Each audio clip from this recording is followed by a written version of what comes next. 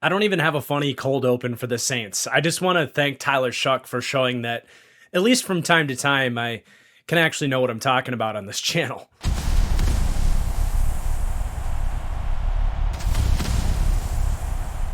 Welcome in, everybody, to the reveal of the number 25 team in my preseason power rankings, as today we'll be taking a deep dive into the New Orleans Saints, a team that has very quickly moved on from being the Mickey Loomis void year, kicking the can down the road merchants, and into a brand new regime with a full future in front of them and a team that has gathered some hype here as we head into the 2026 season. So I'm very excited to talk about these Saints as there is a new hope on the horizon. I'm excited to talk about their strengths and weaknesses and all of the little things that could make this quite the fun season for the Saints if a few things go right.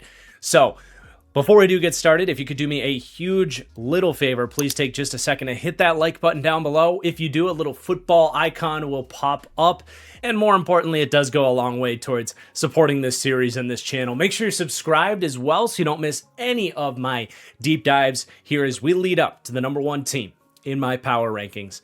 But let's begin, and as we do in this series, we go through every aspect of the team through the roster, and we begin with the coaching staff as well, and with every segment there, we take a look at their offseason changes and ask the big question, did this team get better, worse, or stay the same from their offseason moves? And with the New Orleans Saints, that's an easy answer, at least with the coaching staff, because this is the first team in this series that no changes. Everything they did last offseason at least hit green lights last year, and they're ready to roll into year two now with Kellen Moore, with Brandon Staley as the defensive coach. And I'm excited to break this staff down because there's a lot of reasonable optimism for where this team is at now and where they're kind of headed here underneath Kellen Moore. And just to kind of get the rankings out of the way here with Kellen Moore, already in year two, I rank him as the 16th head coach in the league. So a really good point coming off, a very solid first year with the Saints. I had this team 32nd in the power rankings last year heading in, and they figured some stuff out, and Kellen Moore did a really good job, and they were far from a laughing stock given expectations. So it's a good start, and now it's a matter of continuing to prove what he has as a head coach and this Saints team taking that next step underneath him. You will also see with Kellen Moore the offensive coach rankings, as Kellen Moore is the offensive-minded offensive guru, if you will, here for New Orleans. And especially from a pass game standpoint, that's where I think most with Kellen Moore, they rank inside the top half of the league for pass game coaching, 9th to 15th there. In terms of run game, I still want to see more from Kellen Moore.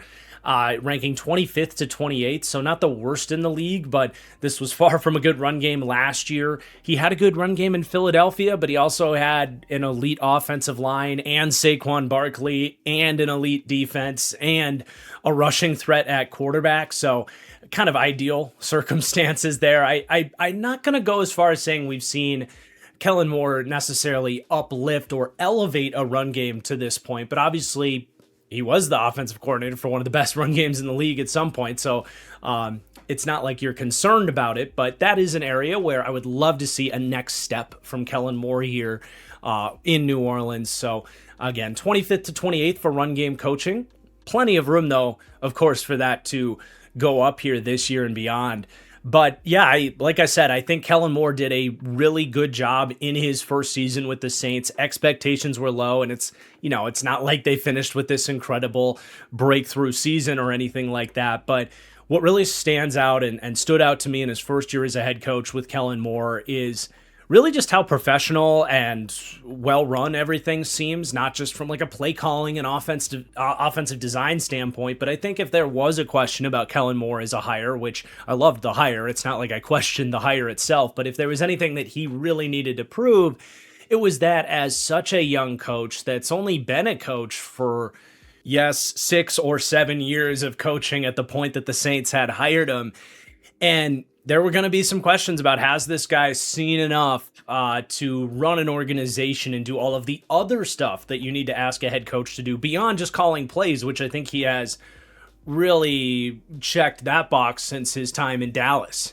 And in his first season with the Saints, it very quickly became an afterthought, the idea that oh, is Kellen Moore experienced enough to be a full go head coach? Like, just whether it's his press conferences, his temperament on the sideline, the fact that this team just went about their business, got better as the year went on. You didn't get those like massive, highs and lows that you get with some coaches and some new coaches. It was just all very, I think, professional. And I don't know how you could possibly have any question heading into year 2 here that the Saints seem to be in good hands with Kellen Moore. And that's a lot to be excited about, especially when he does fit that archetype of the young ascending offensive mind on top of someone that has now shown that he can handle the head coaching duties as well. And that takes me to talk about what his scheme looks like and what we can continue to see here from the Saints.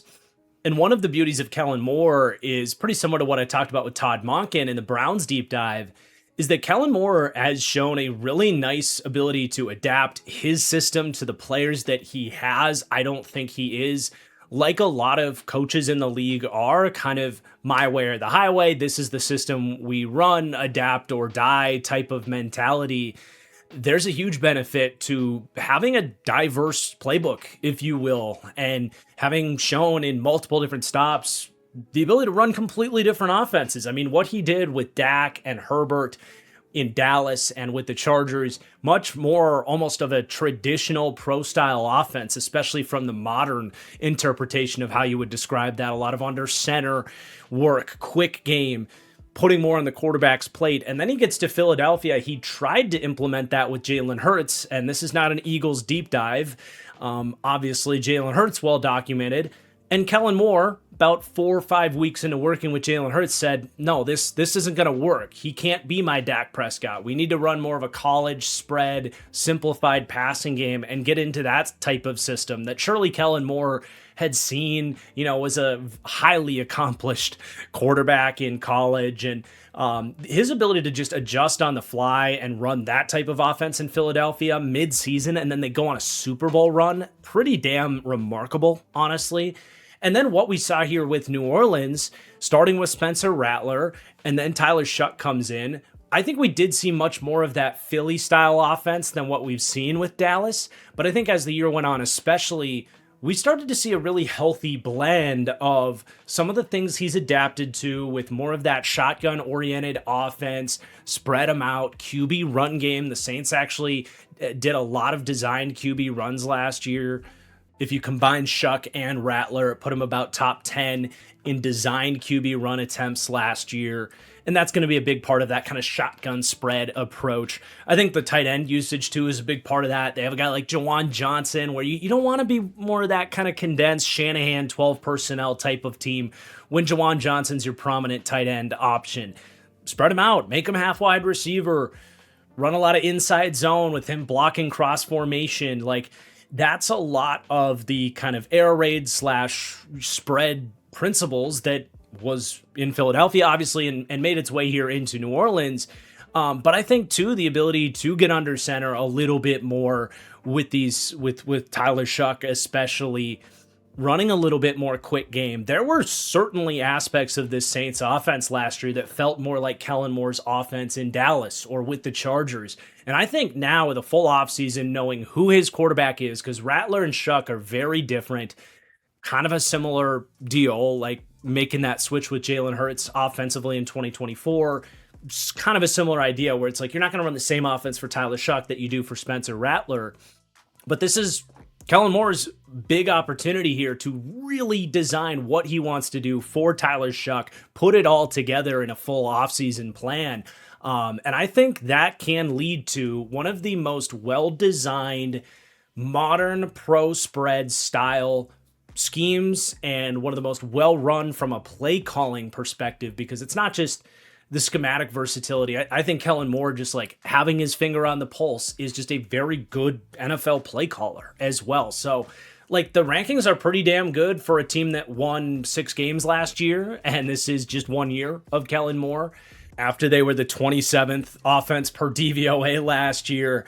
Like obviously this team always was going to have a long way to go, and Kellen Moore continuing to prove what he has and what his ceiling really is as a head coach we're just starting to get there. But I'm excited to see what happens here in year 2 and beyond. I think he's an excellent hire, was a great get for the Saints with where they were at last year.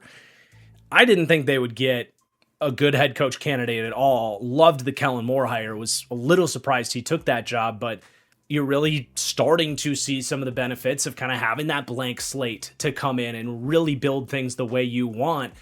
And Kellen Moore is doing a great job in the driver's seat right now. So really not a bad word to say about him running this offense with Doug Nussmeier, of course, next to him as well, who's kind of been his left-hand man throughout various recent stops there. So really like where things are going with the offensive coaching. And then things are trending in the right direction with the defensive coaching as well with Brandon Staley. And there's rightfully so going to be some Saints fans, I hope, in the comments of this video pointing at me, telling me how wrong I was.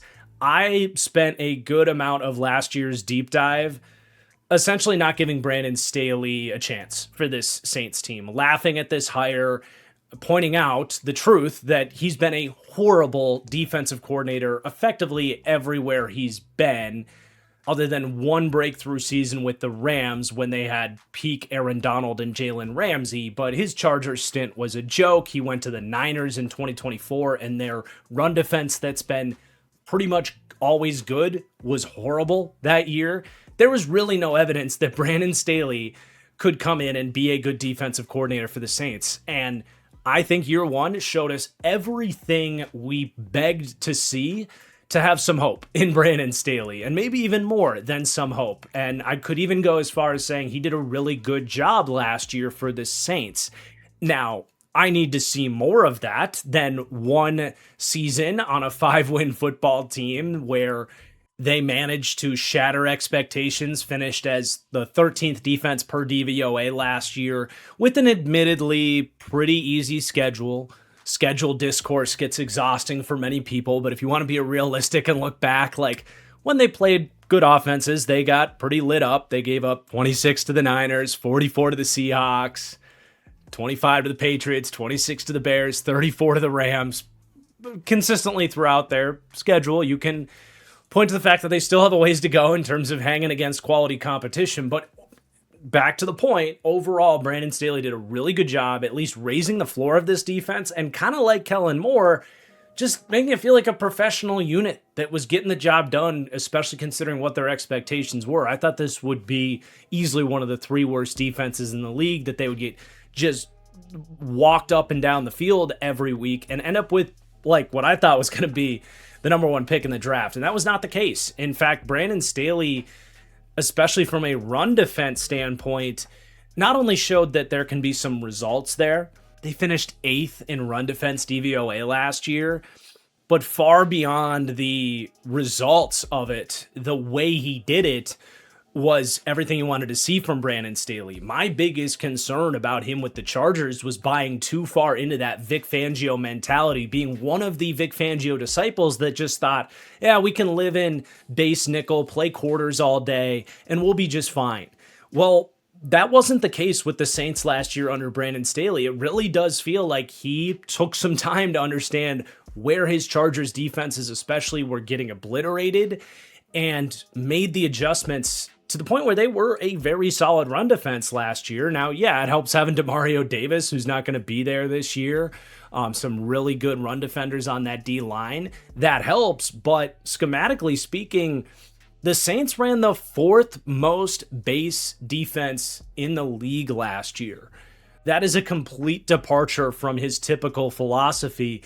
And in turn, they ran the most cover 3 as well. And it's not like they never ran cover 3 with the Chargers and these old Brandon Staley defenses, but that is a total testament to what I've always said. Like, when you are coming out in a base defense, which the Saints did 37% of the time last year, it's extremely tough to run quarters out of that just because of the coverage structure. You're going to end up with a big man playing in legitimate important coverage in those systems. So you don't really want to call that kind of quarters style coverage structure if you're going to run a lot of base. What you do want to run is a lot of cover 3. And the Saints absolutely did that. And the proof is in the pudding, where they were actually able to stop the run last year, which was my most prominent concern with Brandon Staley. So seeing those adjustments is a huge indicator that this is sustainable, and that Brandon Staley's making those much needed adjustments to his defense to have success. And then I think once you are able to kind of peel back the idea that this is a passive, squishy, early down defense, and they actually had a tough demeanor about them on earlier downs, then you do get to see some good stuff that Brandon Staley's doing on later downs, starting to implement some of those more Fangio split safety, quarters, cover six style concepts. I've always felt like when Brandon Staley does blitz, that's something that he's shown some really good flashes with. And I think how they kind of stunted guys and, they didn't blitz a ton. That's never going to be a Brandon Staley thing, I don't think. They were 21st in blitz rate last year. But it felt like you got to see some good blitz designs and stuff. So I'm past the point of slandering Brandon Staley. I'm still not ready to say we're, through the weeds and, Brandon Staley's this great defensive coach, but he's not where he was last year, which was in really a tier of his own, is what I had said in last year's deep dive series. I think there's one legitimately bad defensive coach left in the NFL. I thought it was Brandon Staley. He's out of that now. He's now in that cluster of I would consider solid coaches that get that C+ grade, which is a very adequate, solid starting point.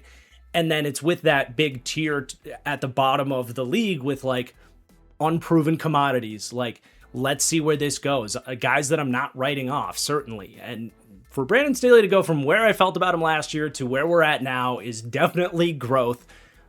Some Saints fans might want to say, hey, trust that this is the new him and do away with your preconceived notions. Well, that bad defensive coaching is still a part of his resume. That's factored into it.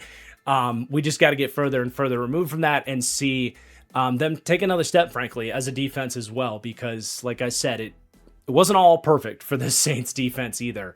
But we're getting there. We are certainly getting there with Brandon Staley, which is a huge positive, especially for those that watched last year's Saints deep dive. But next up, I'm excited to get into this Saints roster. But before that, another thing I'm really excited to get into here is the World Cup, and Prize Picks lineups are the perfect pairing to keep you more interested in these World Cup matches and give you a chance to win some big bucks as well. With Prize Picks lineups, you're selecting more or less on any number of player stats. So if we're talking World Cup, you're looking at shots, passes attempted, so many different things I'm trying to learn about this sport as I watch the World Cup, but very much enjoying having Prize Picks as a part of that. You can also pick the winner for these games now in most states, including California, Texas, and Florida. So that's another great way to enjoy these games, of course. It's not just the World Cup. They have baseball and just so many other different options. Basically anything you could think of, they're on Prize Picks. They even have a social media element. You can follow along with my picks if you want. I don't know that I would trust my opinion on World Cup picks, but certainly once we get to the NFL season, I'm going to be really loading into trying to find some winners with these NFL matchups. That's going to be at TFG_football in the social section on Prize Picks. So big thanks to Prize Picks for sponsoring today's deep dive.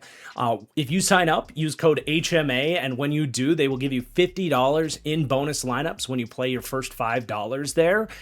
So thank you, Prize Picks, and let's keep going with this deep dive. And we'll be getting the roster breakdown at quarterback, where they are staying neutral. They did add Zach Wilson to the room. Sure, why not? But of course, here, this is all about year two of Tyler Shuck, the 26-year-old year two quarterback here. And anybody that's been around this channel for a little more than a year here knows I'm a huge Tyler Shuck fan.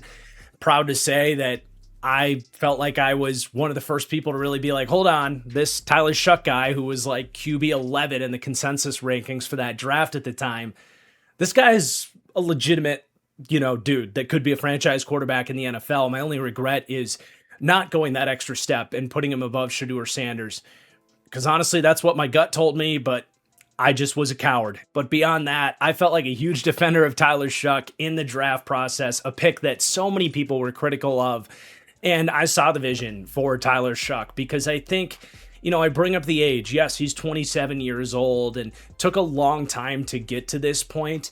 But I do think that his age has made him one of the most misunderstood quarterback prospects in a very, very long time. I think the mass majority of people that I interact with, out there discussing quarterbacks and Tyler Shough, is that Shough is viewed as just a guy, the Andy Dalton line of quarterbacks, that he's never going to be this great franchise quarterback because he entered the league at 25, 26 years old, right? And honestly, that's just not consistent with his profile as a quarterback if you just pretended he was 22 years old when he came out. I mean, he has awesome physical tools. He's that classic, tall, big, strong quarterback, but he's got really underrated straight line speed. He doesn't have the shiftiness and elusiveness and added like super creativity of some of these megastars at quarterback, but he absolutely, will beat you with his legs if you try to play man coverage against him. And as we saw last year, can be an adequate contributor to the QB run game as well. Despite missing the first portion of the season, Shough had the 15th most designed runs in the NFL last year among quarterbacks, and finished 11th in total yards. So it was even more efficient with those carries. Sneaky in that sense. And especially, Kellen Moore will tap into that with more of a shotgun-oriented offense. So it opens up a little bit there. That's obviously not the biggest talking point with Tyler Shough. For me, honestly, it's what was his most defining strength as a quarterback prospect. Something that really, I think is a prerequisite for the elite tier 1 quarterbacks. Not necessarily saying Shough will be that necessarily, but I do think all of the elite quarterbacks in the NFL today or in recent history, Mahomes, Lamar, Allen, Burrow, Rodgers, Brady, Manning, all of them had elite pocket presence, elite pocket feel.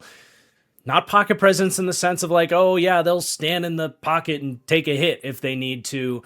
More the ability to navigate that space, have that sixth sense, the eye in the back of your head ability to keep your eyes downfield while you mitigate pressure, find that open space in the pocket. It's more of a spatial awareness, spatial manipulation thing that a lot of quarterbacks just are lacking. And I saw that with Tyler Shough at NC State. It was a big reminder to me of how much I really do value that as a trait for these quarterbacks, and he showed that with the Saints. Despite this being a pretty putrid offensive line last year, especially with their guard play, a lot of really quick pressures, and Shough's ability to get out of trouble and maybe not do like the Mahomes Josh Allen thing and like nuke the defense with a 60-yard bomb, on a busted pass rush. But just to avoid sacks, to extend plays and find openings in defense, keep drives alive. He was excellent at that in college, excellent at that in his first year. And that's a prominent reason when you pair with a guy that does have a very strong arm. I don't think he gets enough credit for being a guy that can really push the ball 50, 60 yards downfield. Utilized a guy like Chris Olave, I think is going to be able to utilize Jordan Tyson in this offense as well. Yes, he's older and he's got a shorter runway to get to that elite level here as he heads into his second season. But there's nothing from a traits standpoint that would suggest, Tyler Shough is going to be held back. And for a rookie quarterback, he is miles ahead as a processor and decision maker. It was honestly quite eye-opening going back through the film, and it's very fitting that we're fresh off of the Giants and Titans and now Saints deep dives. That was not intentional. It's just the way it worked out. But conveniently, that meant that I was doing film deep dives myself on all three of these prominent rookie quarterbacks. Doing Tyler Shough last, it was damn near eye-opening how much more efficient he was running the offense as a pro-style quarterback. Just throwing with anticipation, hitting the top of his drop, getting that ball out, looking like a established vet. Now, yeah, he was 26 years old, playing in the NFL last year. while he didn't have a whole lot of big seasons in college, as he dealt with a lot of injuries in college and transferring around, and he had to start behind Justin Herbert at Oregon, which led to a slower start for his career. While he wasn't necessarily playing all the time, clearly he was taking that time to develop and entered the league as a very high floor quarterback out the gate. And that is what's going to lead to in this series, where we're discussing these players and these teams much closer to their floor. That is why I do have Tyler Shuck above both Dart and Cam Ward. I think he was the better quarterback. I know in my heart of hearts he was the better quarterback than those guys last season. The film tells you that. Is he necessarily going to sustain that way forever? I don't know. Again, I don't think it's a traits thing. It might be an age and experience thing, and there might be another level to be really found with guys like Ward and Dart. But, I mean, we're also sitting here heading into year 2 with Tyler Shuck, and the arrow is absolutely pointing up. He is now going to have, like we talked about with Kellen Moore, the first full offseason just to rep with the ones, and an offense that will be fully constructed and heading into the year like this is for you, Tyler. And as we're going to talk about the surrounding infrastructure that was not good on this Saints team last year. Yes, they had Chris Olave, but lots of struggles with the O-line last year that should be improved this year. And a lot of the guys getting targets in this offense last year were guys like Mason Tipton, Calvin Austin Jr., a washed-up version of Brandon Cooks. With what we should see this year, it could be like dropping lighter fluid on this thing. So I'm just so excited for year 2 of Tyler Shuck and for him to continue proving people wrong. I do genuinely believe that his upside is that of a top 10 quarterback in the NFL. I compared him to dollar store Joe Burrow for a reason, because I saw a lot of shades of Joe Burrow as a quarterback, even if some of the age and injury could have gotten in your way in terms of saying he's going to be Joe Burrow.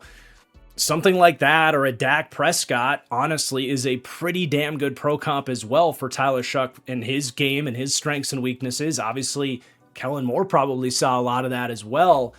Dak Prescott's top 10 quarterback in the NFL. Why couldn't Tyler Shuck be that? Honestly, that would be like next in line. That's kind of the perfect narrative there for being a non-first round quarterback that makes it to that level. So right now, after 10 starts last season, I have Tyler Shuck heading into the year as the 23rd overall quarterback in the NFL with the up arrow, and obviously the wild card icon on him as well, because he's a young quarterback and, still trying to, show us what his ceiling, or at least closer to what his ceiling is going to look like. If that's something closer to a top 10 quarterback as early as this season, which I think is theoretically possible, this Saints team is going to shatter the 25th power ranking that I have on them here heading into preseason. And man, I hope that happens. Now, you do have, honestly, one of the better backup quarterback rooms in the league. You don't want to have to go to it, obviously, but Spencer Rattler is a good backup quarterback. There was, maybe still are, some Saints fans that want him over Tyler Shuck, which is just absurd to me. But there's no denying, like, Rattler has had some really fun moments and did this season. I mean, that play he had against the Bears, hitting that deep throw to Chris Olave, it is like a holy shit type of play. The problem with Rattler is just you don't get nearly the down-to-down consistency of a Tyler Shuck in terms of processing, decision-making, accuracy. There's a little bit more of a holding of your breath as the play caller when Spencer Rattler is your quarterback, where, okay, 80% of the time it might look like you want it to, but what about the 1 out of 5 plays where it just goes a little haywire?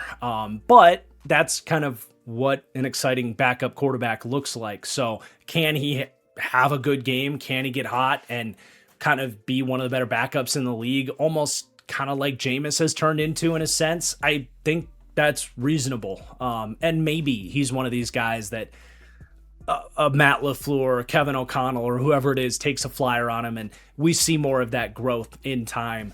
But for what he is on this Saints team, it's just a really electric backup quarterback that has shown some big moments. And honestly, Zach Wilson, I don't need to spend a lot of time on Zach Wilson. I'll just say this. There's a little bit of kind of like how I felt like Sam Darnold when he was down in the dumps, where it's like, I'm just not quite ready to quit him quite yet. Obviously, something has gone horribly wrong if Zach Wilson has to play for this Saints team, but if he did have to play, I would at least be interested. So there's your quarterback room. Let's now continue going through the rest of this roster. And we'll go to the running back room next, where the Saints made a big splash, maybe their biggest splash of this offseason, going to get Travis Etienne over from Jacksonville.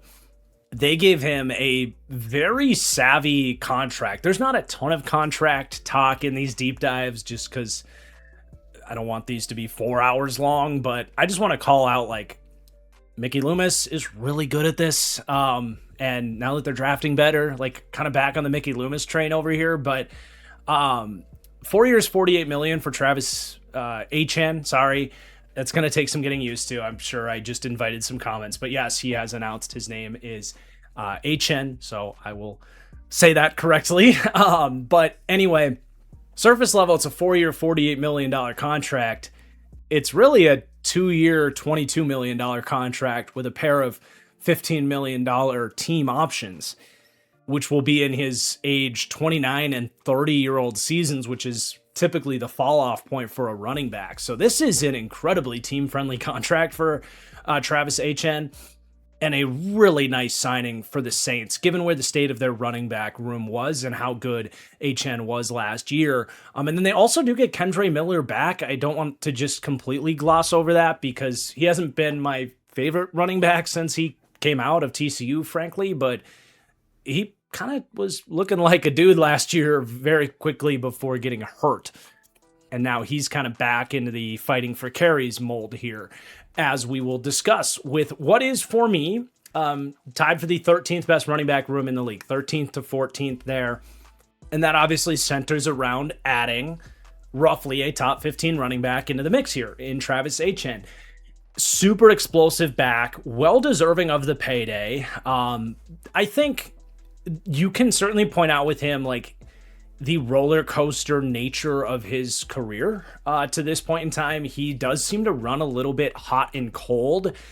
Hard to figure out exactly why that is, and this is kind of speculation territory, but it feels to me like there's these little moments where he seems to be, like, playing through stuff, and he just doesn't always look the same to me. Guys playing hurt or playing healthy and, you know, tracking their efficiency over the course of a 4-year career here for a running back can get a little bit sticky, but it definitely tracks. Like, he runs hot and cold, and that was no different last year. Started incredible. The first 9 weeks of the season, he was 6th in the NFL in yards per attempt. He was 9th in the NFL per PFF grade, which, make fun of PFF all you want. I think running back grades are one of their better grades to look at there. So I'm more than comfortable referencing that as a point of reference.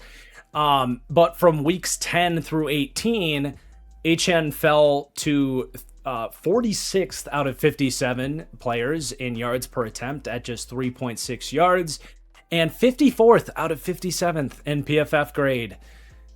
So you're going to see the yards after contact, the missed tackles forced, it all just kind of falling off in the second half of the year. And I would say that's probably why Jacksonville was willing to let him go, is they just were kind of tired of the roller coaster nature of Travis Etienne. And I think it's a reasonable thing to bring up with him, just as a negative, honestly. Like, they got to buck that trend, because it wasn't just last year. That's really been, he's been a year-to-year kind of, I guess, month-to-month type of back. But I don't want to just keep this negative. Like, he has excellent straight-line explosiveness. He has, similar to what Saints fans have become accustomed to Alvin Kamara, especially in his prime, obviously, is just that contact balance. The way guys just kind of brush off of him, his just raw strength per pound is really impressive. Just runs through arm tackles, strong, like a strong base in his legs, out in space. I think his vision is another reason for some of the streakiness. Honestly, like, there have certainly been moments where I watch Travis Etienne and I'm like, dude, stop trying to bounce everything outside. And I do think in the first half of last year, it was like, man, he's seeing things really well. So again, some of that streakiness, like, the vision, I think, is a little inconsistent with him, but there's moments where it's really good. And you see a guy that, you know, processes tackling angles and gaps and is creative out in space. Like there is that style runner in there. He's also pretty damn good in the receiving game, really outside of some scattered drops at times. But again, really good signing. He is going to lift up the ceiling of this run game. Most certainly. Just when we look at the rest of this room, there is a lot of questions that you would really hate to not have more of a proven commodity here like Travis Etienne. Even if I do point out some of the inconsistencies, he's kind of just outside the top 10 for NFL running backs for me.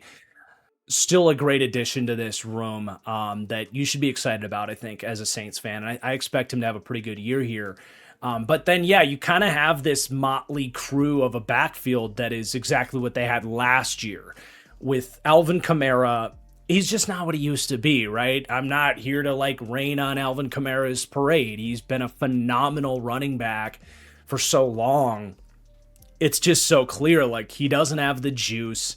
He's not the athlete he once was. He's just the old Alvin Kamara. If you just turn the knobs down and, the battery's running low, it just is what it is, right? But he's still here, kind of seeing out the end of that big contract. And as a backup role now for Alvin Kamara, sure, like absolutely. Will be fun to see him kind of ride things out into the sunset here as a very capable NFL backup that they don't have to lean on as much anymore. And then you have really like three interesting players in terms of depth, and the Saints are definitely a team that if I'm, Green Bay or some of these other teams that need some running back help, I'm keeping an eye on who gets cut here because almost no team keeps 5 running backs. The Saints might do it.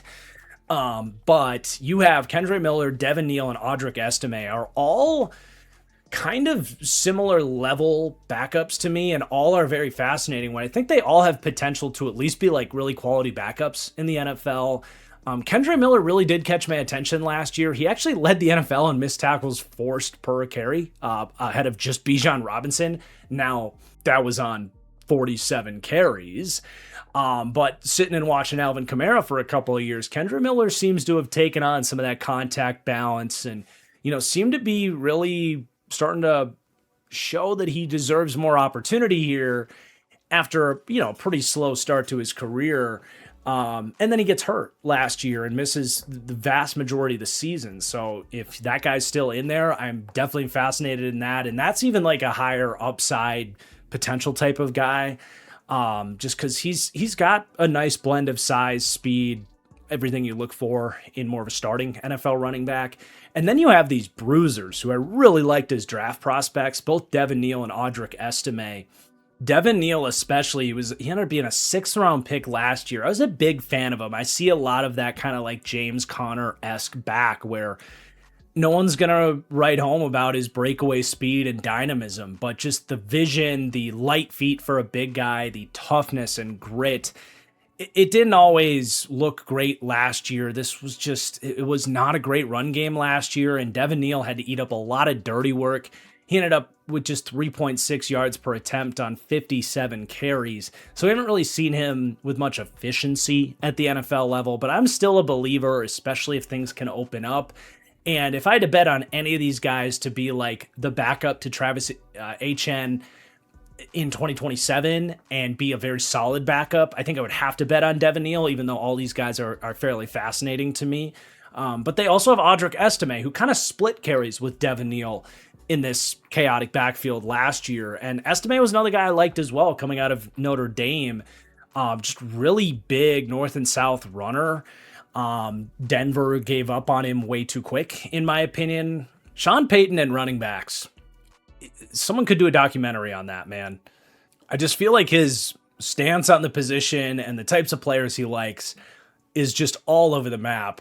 But Estime did come in here and run really hard last year and showed that you probably shouldn't give up on him either. So they have really a fascinating trio of names there to keep an eye on for this Saints team, but also like, again, if one of these guys gets cut, could be an interesting pickup candidate if they were to be projected into more of an immediate RB2 spot for somebody. Certainly nice to have that depth, though, behind roughly a top, 14 or so running back in the league, which is where Travis Etienne comes for me. So you're in a better spot this year, certainly, with the running back room. Even if you might get some ebbs and flows with a player like HN for what he's shown in his career. But the highs are going to be explosive and difference making for sure. But let's go to this group of weapons. Another group that is upgraded at large, especially at wide receiver. Really, their only losses were guys that they traded away midseason last year. So Rashid Shaheed and Brandon Cooks. And not getting 9 games of Rashid Shaheed should be considered a moderate loss for this team compared to last year. But they made the big addition of Jordan Tyson, right? First round pick, not just that, a top 10 draft pick here on Jordan Tyson. So that's a big addition to this room. And then they didn't stop there. They added Bryce Lance in the 4th round, Berrien Brown in the 6th round, and a move that many probably forgot about. Jalen Polk is on this team. He was traded after being, well, I feel like he was done for the year and then the Patriots traded him, or they traded him and then he went down for the year, but I feel like they managed to trade him despite him being injured last year. Maybe Saints fans could clarify that in the comments down below, but either way, they acquired Jalen Polk last offseason, a 2024 top 40 draft pick. I think it was the 30, I probably should check this, but I think he was the 38th pick in that draft. I remember they could have had Ladd McConkey and traded down, took Jalen Polk, and I slammed the Patriots for it. But anyway, he's here now and has barely played in the NFL, but a recent high 2nd round pick is also on this team. So just with Jordan Tyson there over Rashid, half season of Rashid Shaheed, I say upgraded.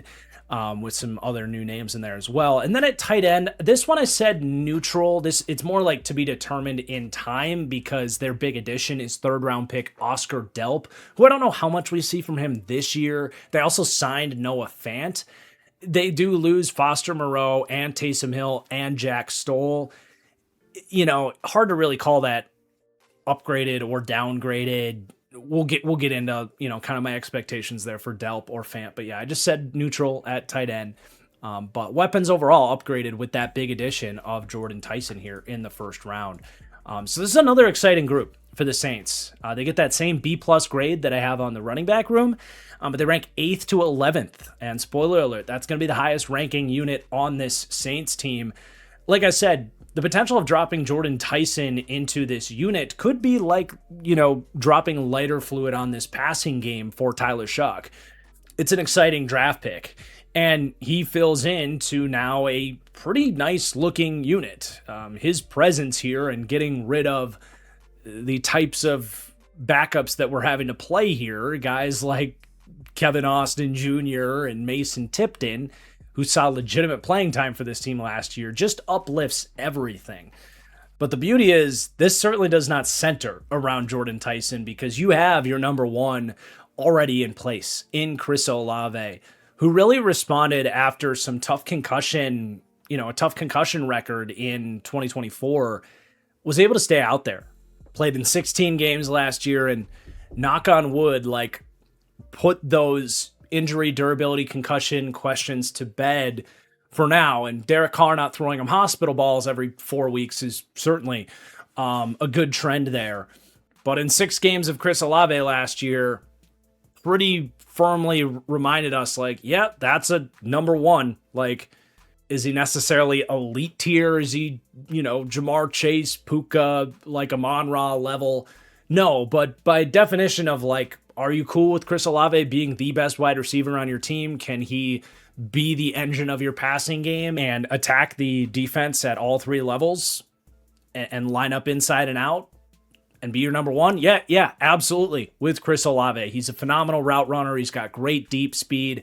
Over the last couple of seasons, he's probably checked the biggest remaining box. When he was coming out, I questioned if he was going to reach this level, because he wasn't this dominant ball winner at Ohio State, and he is more of a slender player, so it's hard to imagine him doing that.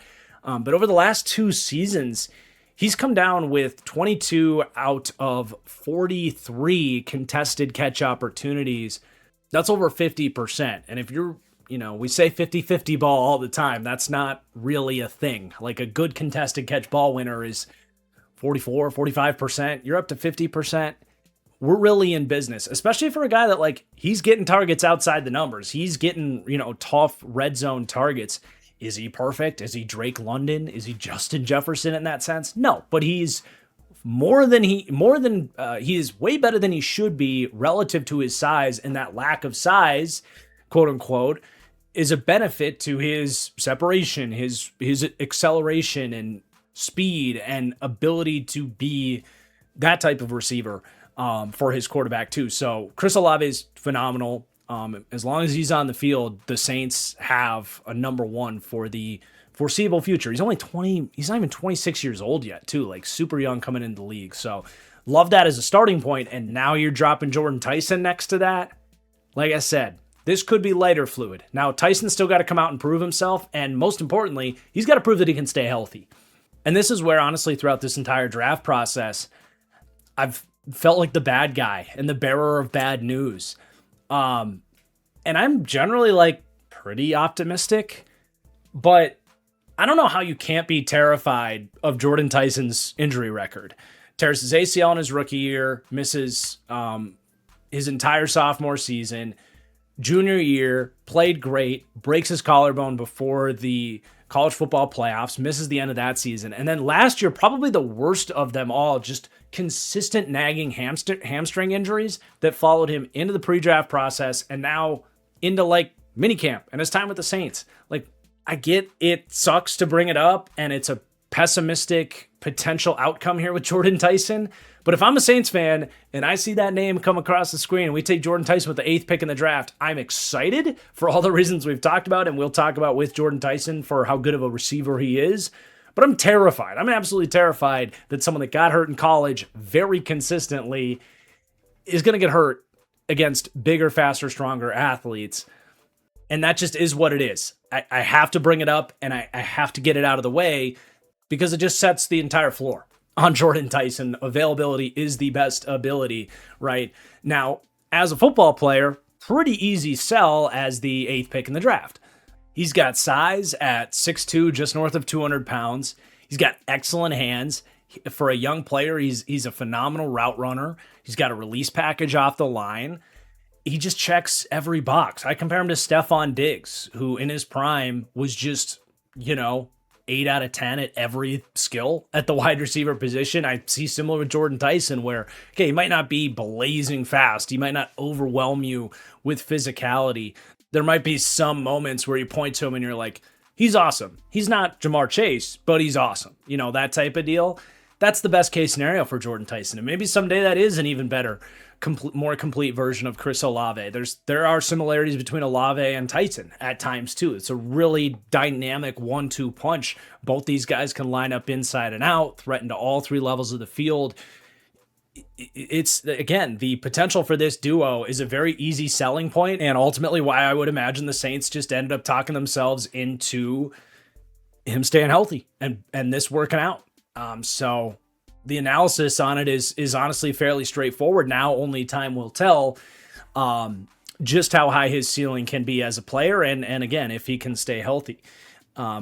If he does stay healthy though, like everything filters in behind a dynamic wide receiver duo just brilliantly well. I mean, Devon Vele, excited to bring him up next. Incredibly underrated player. I think Saints fans know that, but people that don't spend a lot of time watching the Saints, or certainly didn't last year, probably don't know much about Devon Vele. Talk about old prospects coming into the draft. He was drafted by the Broncos in 2024, I think at 25 years old, 7th round pick. Maybe even older than that. He's actually already 28 in his 3rd NFL season, which is pretty wild. But the Saints got some heat. And I think even I was like, look, I like Devon Vele, but a 4th round pick for Devon Vele? Like, okay, it's a little crazy, but look, the Saints knew what they were doing. And you can really especially see now the vision for how he plugs into this thing because like Chris Olave and Tyson are going to be going all over the field, up, vertical, short, intermediate, slot, inside out. Devon Vele is now kind of like a Jawan Jennings type, like just that thorn in your side, an intermediate, physical thumper of a wide receiver that nobody's going to pay attention to. But when it's 3rd and 8 and teams are distracted by all the Chris Olave and Jordan Tyson of it all, and you get zone coverage, Devon Fele is just going to sit in the middle of that zone. He's going to have a big target, strong, sticky hands, take a hit from a safety that realizes it late, and come down with the ball. And you've got a fresh set of downs. And he's going to block his butt off, and that's all you need him to do. And that's perfect. Like, plugging in next to those guys. Now, if Tyson gets hurt, you can't really ask Vele to do much more as a wide receiver. But in a healthy, best case scenario for this infrastructure, his role makes total perfect sense when you talk about complementary skill sets. And then Juwan Johnson is actually very similar. Like, Vele and Johnson, one is definitively a wide receiver. Johnson, they do actually ask to play a fair share of tight end. Tight end in this system is different relative to like a Shanahan style system, but still, from a passing game standpoint, Vele and Johnson are effectively here to do the same thing, and that's just be reliable points of frustration for the opposing defense in the short to intermediate game. Johnson can do a little bit more than Vele, and the fact that he lines up as a tight end is going to help him find some better mismatch problems, and Johnson's more proven and all that stuff. But Juwan Johnson is a very underrated piece in all of this. He might not see the target share that he saw last year necessarily, just because there's more mouths to feed. Saw 100 targets last year. He actually had the fourth most receiving yards among all tight ends in football last year. But even if he goes from 100 targets last year down to 80 this year, which would be a pretty steep drop off, I still think you're talking about a, 600 or so yard receiver who's also just an excellent trust guy for Shuck. And, back shoulders, red zone targets, when you're in a pinch and you got to keep the drive alive. Yeah, Vele is nice for what he does. But Johnson's taken that to another level again with like back shoulders and boxing dudes out and just mashing, frankly. Like, he is just a mashing receiving entity. Even if there's some legitimate things to point out with the fact that, like, yeah, he's about 235 pounds. He's a former wide receiver. He tries, but he's not really a tight end for this offense. And it, in some ways, hamstrings them to be more of a spread style offense. And I don't know that he's the forever guy. I think, honestly, drafting Oscar Delp is to bridge into a world where you have more of a full-size tight end. But for now, like, for what Juwan Johnson is, he's a very useful, very good receiving entity who now goes from having to be their number 2 last year, hopefully, to being their number 3 in a more natural fit for him. And that, to me, those are your core pass catchers. Everybody else is either depth or rotational players.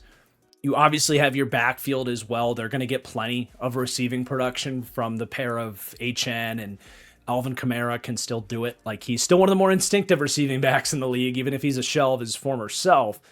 But let's go through what you're talking about in terms of wide receiver depth. I do think it's more fascinating than the depth they had last year because, honestly, the depth they had last year was Mason Tipton and Kevin Austin Jr., and now those guys are bumped down to a spot where they got to compete for a roster spot. You really have 3 new interesting names. They're going to come in and compete, and they're all very different players. You have Jalen Polk, who is a classic, like, X build, big-bodied, perimeter, like, possession, tough catch, ball winner type. The problem with Polk is he doesn't separate. He's the N'Keal Harry for the Patriots, like that type of poor level of separation. And he didn't do what he did at Washington in that rookie year for the Patriots. He wasn't in the right place at the right time. He wasn't winning tough catches. He seemed to get in his head and kind of get the yips a little bit. And New England was just like, you need to change the scenery, dude. Like, it was that bad in his rookie season. So he is looking like a horrific bust of a pick, and certainly was for the Patriots. Now, in college, the best version of himself was some bit of a, Tim Patrick, Josh Reynolds-esque, like, low-end starter, part of a group that kind of plays that role as your physical body. If he can get his head back on track and get healthy, he could start to climb up and be pretty serviceable depth for this team. And if you're talking about Tyson being a guy that, okay, maybe you're not dealing with, season-ending injuries, but let's say he does kind of what he did the last couple of years and he's maybe missing 4 or 5 games a year. You would love to have Jalen Polk be able to step in and at least be like kind of a physical complement to Chris Olave in a backup role. Like, that's reasonable to maybe happen for Jalen Polk. Then you have Bryce Lance, someone I was not a fan of in this draft process, and he ended up getting drafted much closer to where I viewed him as kind of a day 3 flyer. He got a lot of day 2 buzz, and I imagine a lot of people are going to call this a steal for the Saints. He ended up with a 4th to a 5th round grade for me. So, like, this was about right for Bryce Lance, in my opinion.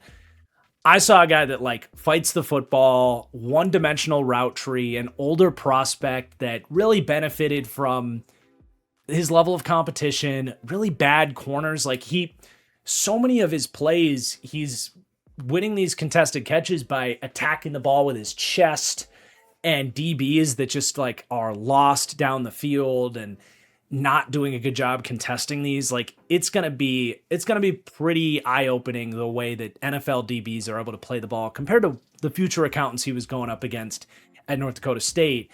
I think he's got a long way to go before he's trustworthy at all. I think you're talking about some form of a Marquez Valdez-Scantling here with Bryce Lance. A lot of people compared him to Christian Watson as well. Just being that North Dakota State connection. Christian Watson is a rare mover for a tall, fast player. Marquez Valdez-Scantling has the straight line speed, and, Saints fans got to see a little bit of MVS, and a pretty good version of MVS, honestly. So if you get that version of MVS with Bryce Lance, that's great.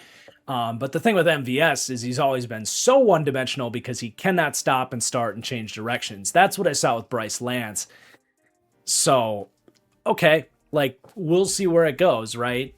I see the role he potentially plays as that, like, designed true vertical threat. And there could still be a role for that in, like, you're playing 5 snaps a game, and he will run block, which is nice.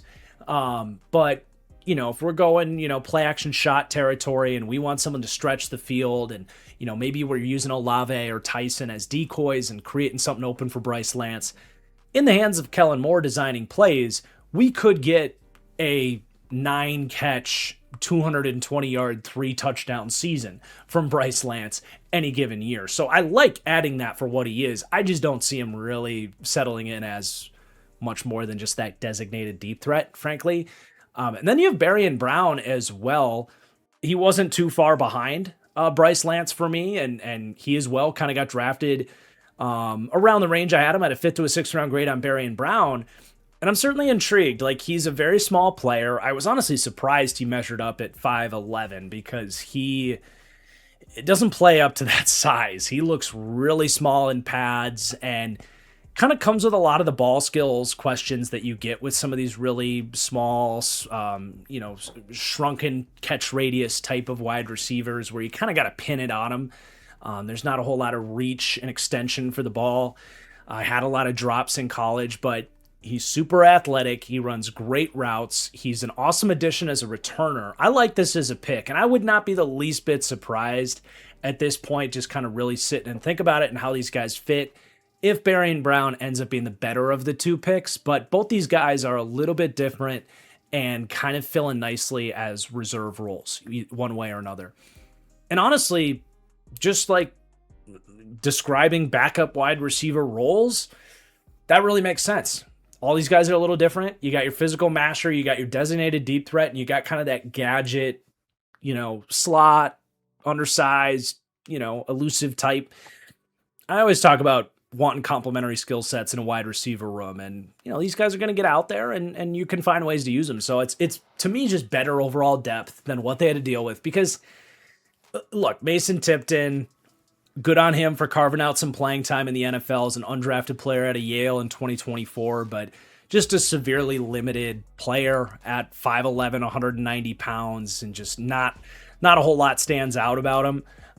Kevin Austin Jr., kind of the flip side, like freak athlete coming out of Notre Dame that just has never been able to leverage his athleticism. Bub Means kind of in that category as well.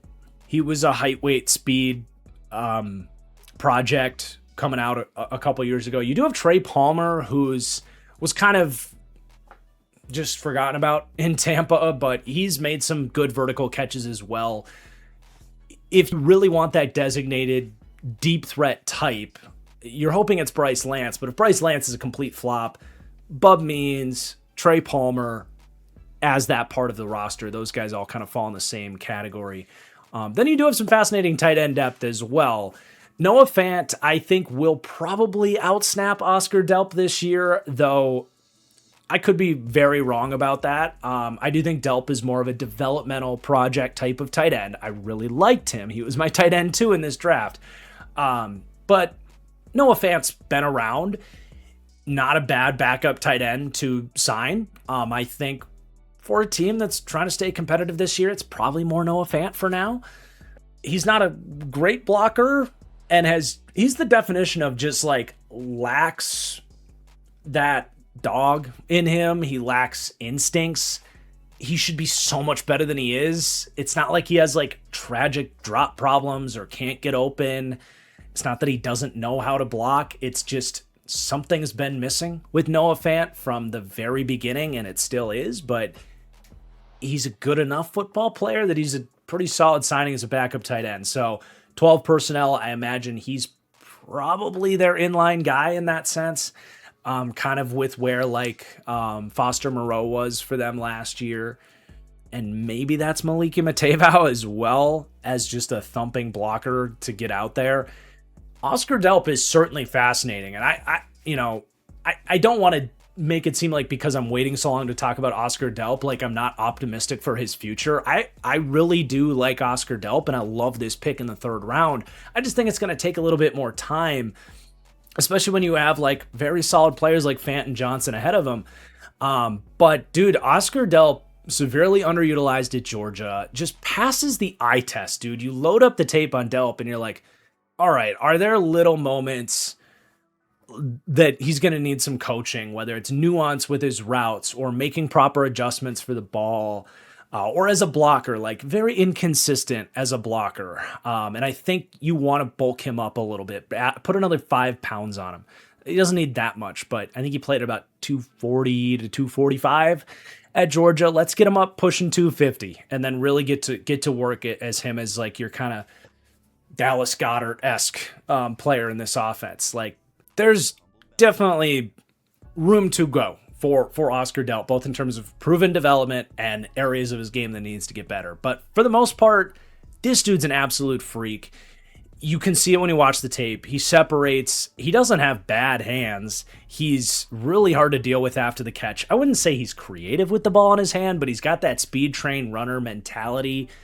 I mean, he's a really exciting tight end prospect, man. They don't build them like they build Oscar Delp. And I thought there were some worse tight end prospects that got taken ahead of him, certainly. So year one, expectations are pretty low for me on Delp, but he's a guy I've been targeting in my late rounds of dynasty drafts. And, Juwan Johnson's not getting any younger, turns 30 this year.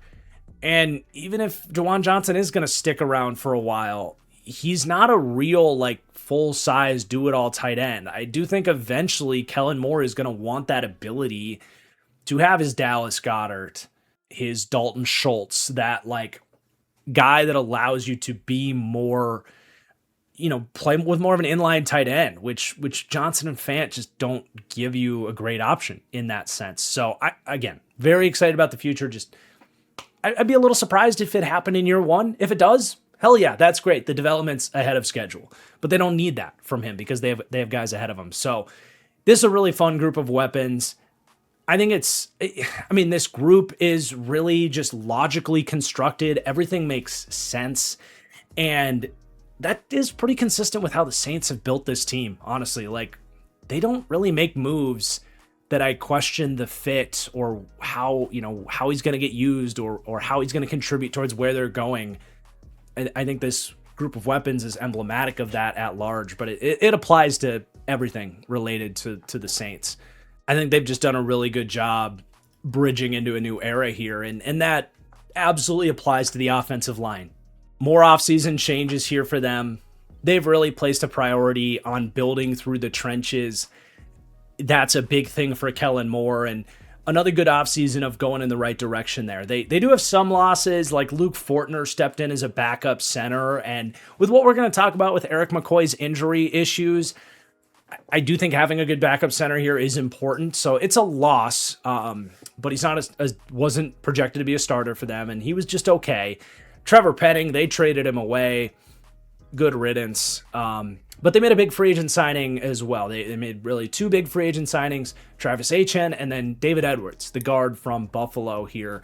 And then you also have to note Eric McCoy, theoretically coming back from injury. They got 40% of snaps from him last year. We'll discuss his injury record and if they're guaranteed to even get 40% of snaps from him this year, but I will at least note him as coming back from injuries and currently healthy. And then Jeremiah Wright was a 4th-round addition for this team as well. So I said upgraded on the offensive line.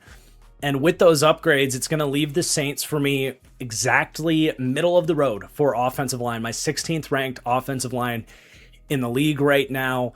And potential certainly to exceed that as they get the wild card icon next to them as well. In fact, it's quite easy to see a path for this being a top 10 offensive line and one of the better ones in the league.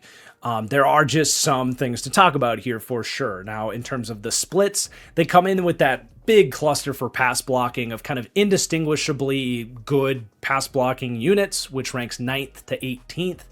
And then run blocking 17th to 18th as well. So it's a very good projection for this offensive line with, like I said, upside to really stand out and be a distinguishable strength that really drives this team towards that breakthrough division winning season that some people think this Saints team is capable of. And whether or not that happens, I think centers around two things. The development of these two young tackles that were your last 2 first-round picks in Kelvin Banks and Talize Fuanga, and whether or not Eric McCoy can stay healthy. So we'll come back to Eric McCoy. Let's start with these tackles. To me, Kelvin Banks, just all green lights. Awesome first-round pick. Was a really great prospect. He went exactly where I think he should have gone in the draft. He's not like an A-plus athlete. He's probably like a B-plus athlete, but he's very strong. I think the technique is extremely workable. He moves guys in the run game. He can block any scheme. He was largely set it and forget it as a pass blocker as a rookie, and he's very young. Like, he is the definition of you seem to have hit on your first round top 10 tackle pick. The arrow's pointing up. For me, it's just a matter of like, does he settle in as the 12th best tackle in the league, or does he become like top 7? Like, there's just not a lot of notes, man. I mean, is he there yet? No. Like, he took the occasional loss. Like, he wasn't a top 15 tackle in his rookie year. He was probably top 25-ish, and that's, you know, roughly where he's going to land right here with the arrow pointing up, and we're just going to have to see kind of where he settles. Fuanga, on the other hand, I think I have a little bit more hesitation, at least from a pass blocking standpoint, and I always kind of did, right? Like, he, to me, moves more like a guard. He just does. He's not close to the athlete Kelvin Banks is. He doesn't get the depth in his kick slides, and he's a little bit slower to cut off like inside counters. And sometimes you see him like he's struggling with that footwork. He actually can get beat by the bull rush just because his feet aren't ready for it. So like, that's where the question for me comes on Fuanga. I think as a run blocker, there's pretty clearly like really good moments with him. There's not a lot of concern with play strength. And you know, I think he's better as a run blocker than a pass blocker. There's moments of him falling off blocks, whether it is the footwork isn't able to stay square or, you know, just trying to get better at that assignment recognition, that kind of stuff. Like, you're going to get some negatively graded blocks from him. But for me, it's much more like how high are the highs going to get as a run blocker, and just has he kind of, you know, stalled out a little bit in terms of pass pro, where he's not bad. He's not like unplayable as a right tackle or anything like that, but maybe more bottom third in the league as a pass blocking tackle. Could very well be where he lands. But overall, like, arrow's still pointing out. He's still young. He's been far from, like, he's been a good pick. I don't want to undersell that. He hasn't been as good of a pick as Kelvin Banks was, I don't think, but they were a different level of prospects as well. So, like, him as a hopeful franchise right tackle, even if he's a better run blocker than pass blocker, hopefully we can really get another big jump from him and feel really comfortable with him there. If not, I don't think it's out of the question to at least think about the concept of him being a better guard long term, and maybe you could do better at right tackle if the opportunity presented itself. But for now, that's not what I'm suggesting. Just that I would love to see another step from him, certainly, this year. And now let's get to Eric McCoy. Dude, he might be Creed Humphrey exists, so that's tough. But with Frank Ragnow retiring, Eric McCoy, when healthy, very much has a case for who the second best center in the NFL is. It's just, dude, over the last 5 years, he's only been able to play 63% of available snaps with injuries in 4 out of 5 years. And the last 2 years have been exacerbated. He's played just 34% of snaps with multiple injuries the last 2 years. It is so easy here in June to look at this Saints team on paper and, nice color coding system and everything. Eric McCoy as a superstar in the middle of this offensive line, getting him back when he missed time last year. It's so easy to just be like, yep, he comes back. These tackles take a step. You sign a good guard. This is going to be a top 5 to 10 offensive line in the league. This dude has not been able to stay healthy. How could you possibly count on, let alone 18 games of Eric McCoy? Can we get 9 from the guy? The last 2 years, you haven't been able to do that.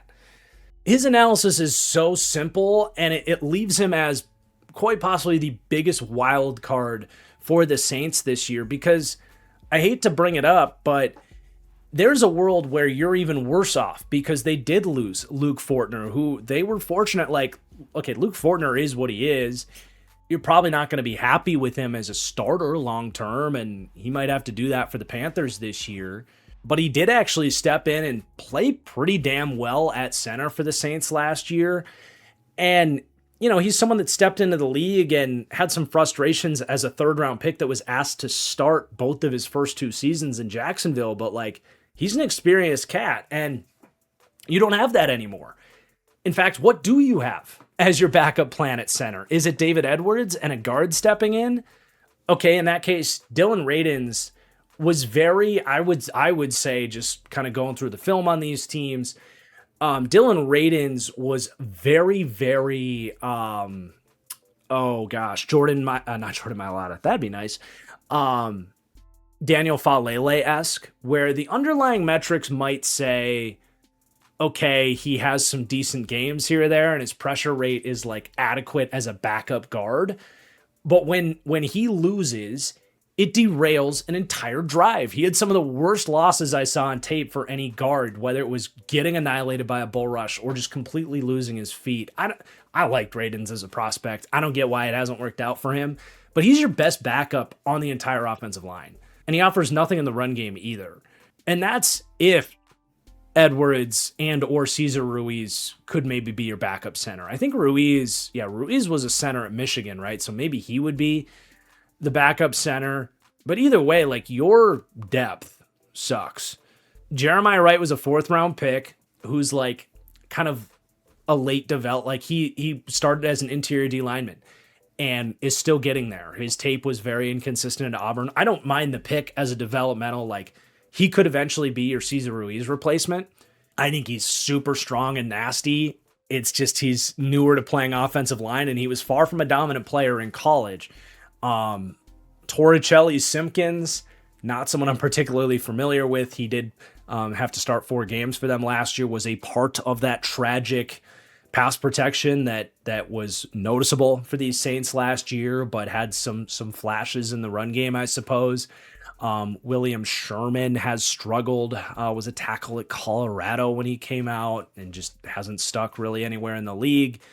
And then you're super thin with your tackle depth as well. Asim Richards, he actually had to play a good bit last year. He played in about 9 games last year.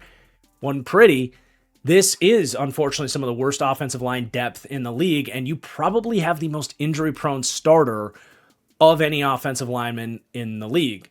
I love to sit here and have an optimistic spin on this, but there's a certain floor to that as well that is a very real possibility unless this team is able to go out and sign someone in the meantime, which I would strongly recommend to the Saints front office. You might want to get ahead of this before it's too late. Does Greg Van Roten want to listen to a phone call or something like that? Now, we do have to give some time to the starting guards.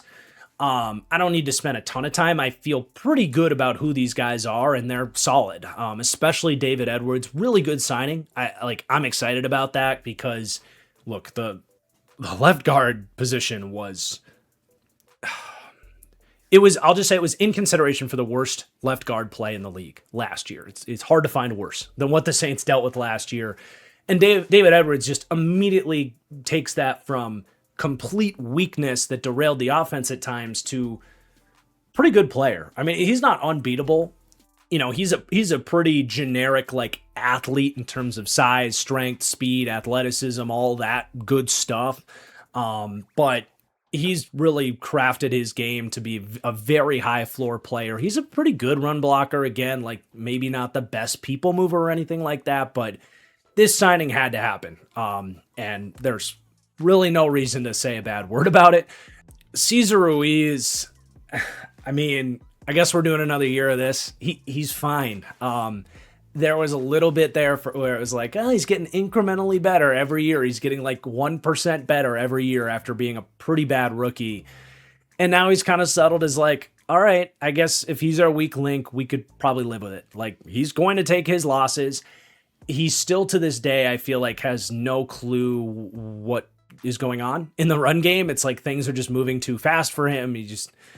If you want to know, what am I talking about when I say the dude falls off blocks, go watch a Saints game and just watch Cesar Ruiz. You'll see what I'm talking about. He gets there and then he just loses the block. And it's dude, you got the traits. I don't know what's going on, but it's never been fixed for him. So as a weakest link, it's fine. Guys start to get injured and you have to raise him up the pecking order. His losses start to get felt a little bit more and you have to ask more of him, because you're giving slide help to other guys and not to Cesar Ruiz. So there's a pretty damn wide range of outcomes where if McCoy stays healthy and these tackles take a step forward, again, this could be one of the best offensive lines in the league. If Fuanga kind of is what he is, Eric McCoy is out, you have no center depth, and let's just say Kelvin Banks repeats what he was last year, you're still probably in a better spot than they were last year, but it's in the 20s in terms of where that offensive line would stack up, and that's probably not a unit that's going to fully help this team project forward. All of it is on the table, I think, for this Saints team. This is the biggest wild card unit for this team, for sure. But let's tie a ribbon on this Saints offense, where I have them ranked currently. So they come in right now as we head into the year as my 22nd overall offense, which is pretty good. And that's coming in as a good step forward from where they finished last year. They were 27th in offensive DVOA last year. Really good offseason on this side of the ball, man. And I got my questions, obviously, with it's honestly a lot of health stuff with McCoy and Jordan Tyson. But if you get these guys to stay healthy and you get some positive development for some of these fun young players, this offense could be really fun this year, really competitive, honestly, and kind of be the engine of a really encouraging second season here in this Saints regime. The splits are even. They come in 20th for passing game, 18th for run game. Sometimes it's funny when the overall offense is below where both of those came in, as is the case here at 22nd, but it's just math. Some teams, I guess, have more standout units that drive their overall rankings further. But honestly, man, I'm just excited to watch the Saints offense and see how things progress here in year two under Kellen Moore's offense. And as we turn to the defensive side of things, I mean, you guys understand math. This is my 25th team, 22nd on offense, and pretty optimistic about how things are going to go on that side of the ball for the most part. I'm a big Tyler Shuck guy, yet they come in 25th in these rankings.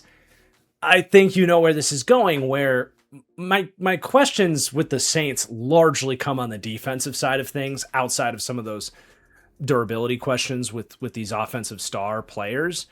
But to not put the cart too far before the horse here, let's start diving into this Saints defense. So we'll begin with the defensive line here and their offseason changes, where they did make some upgrades here to this portion of the defense. Maybe not the most tremendous, most notable upgrades, but upgrades nonetheless. So on the interior, not really a whole lot of loss. Just Jonathan Bullard, who played all right.